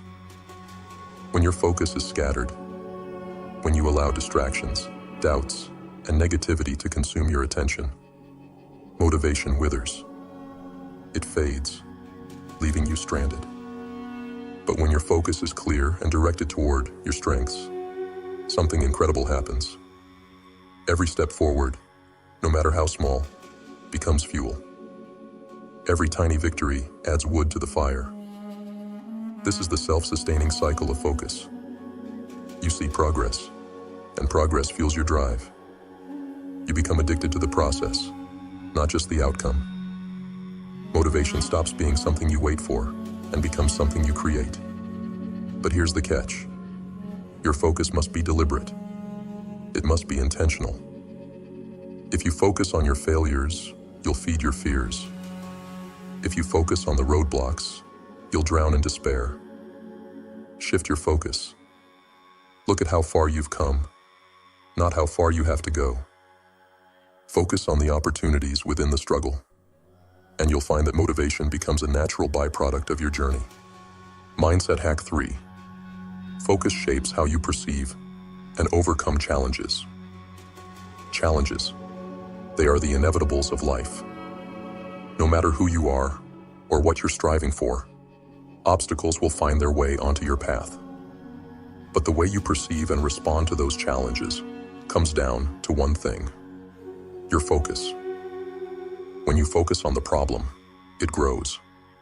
It takes over, consuming your energy, overwhelming your thoughts, and paralyzing your progress. But when you shift your focus to the solution, to the lessons embedded within the struggle, the challenge transforms. It shrinks, revealing itself for what it truly is: a stepping stone, not a roadblock. This is the power of focus. It shapes your perception, and perception shapes your reality. Challenges are not there to break you. They are there to build you. But if your focus is clouded by doubt, fear, or negativity, you will never see the opportunities hidden within adversity. The next time you face a challenge, ask yourself, what is this teaching me? How can this make me stronger? What can I do to turn this into an advantage? The answers to those questions lie in your focus. Shift it, and the world shifts with you. Mindset hack 4. Focus is a brutal discipline, but it sets you free. Now let's talk about the part no one wants to hear. Focus is not easy. It's not comfortable. It's not something that comes naturally to most people.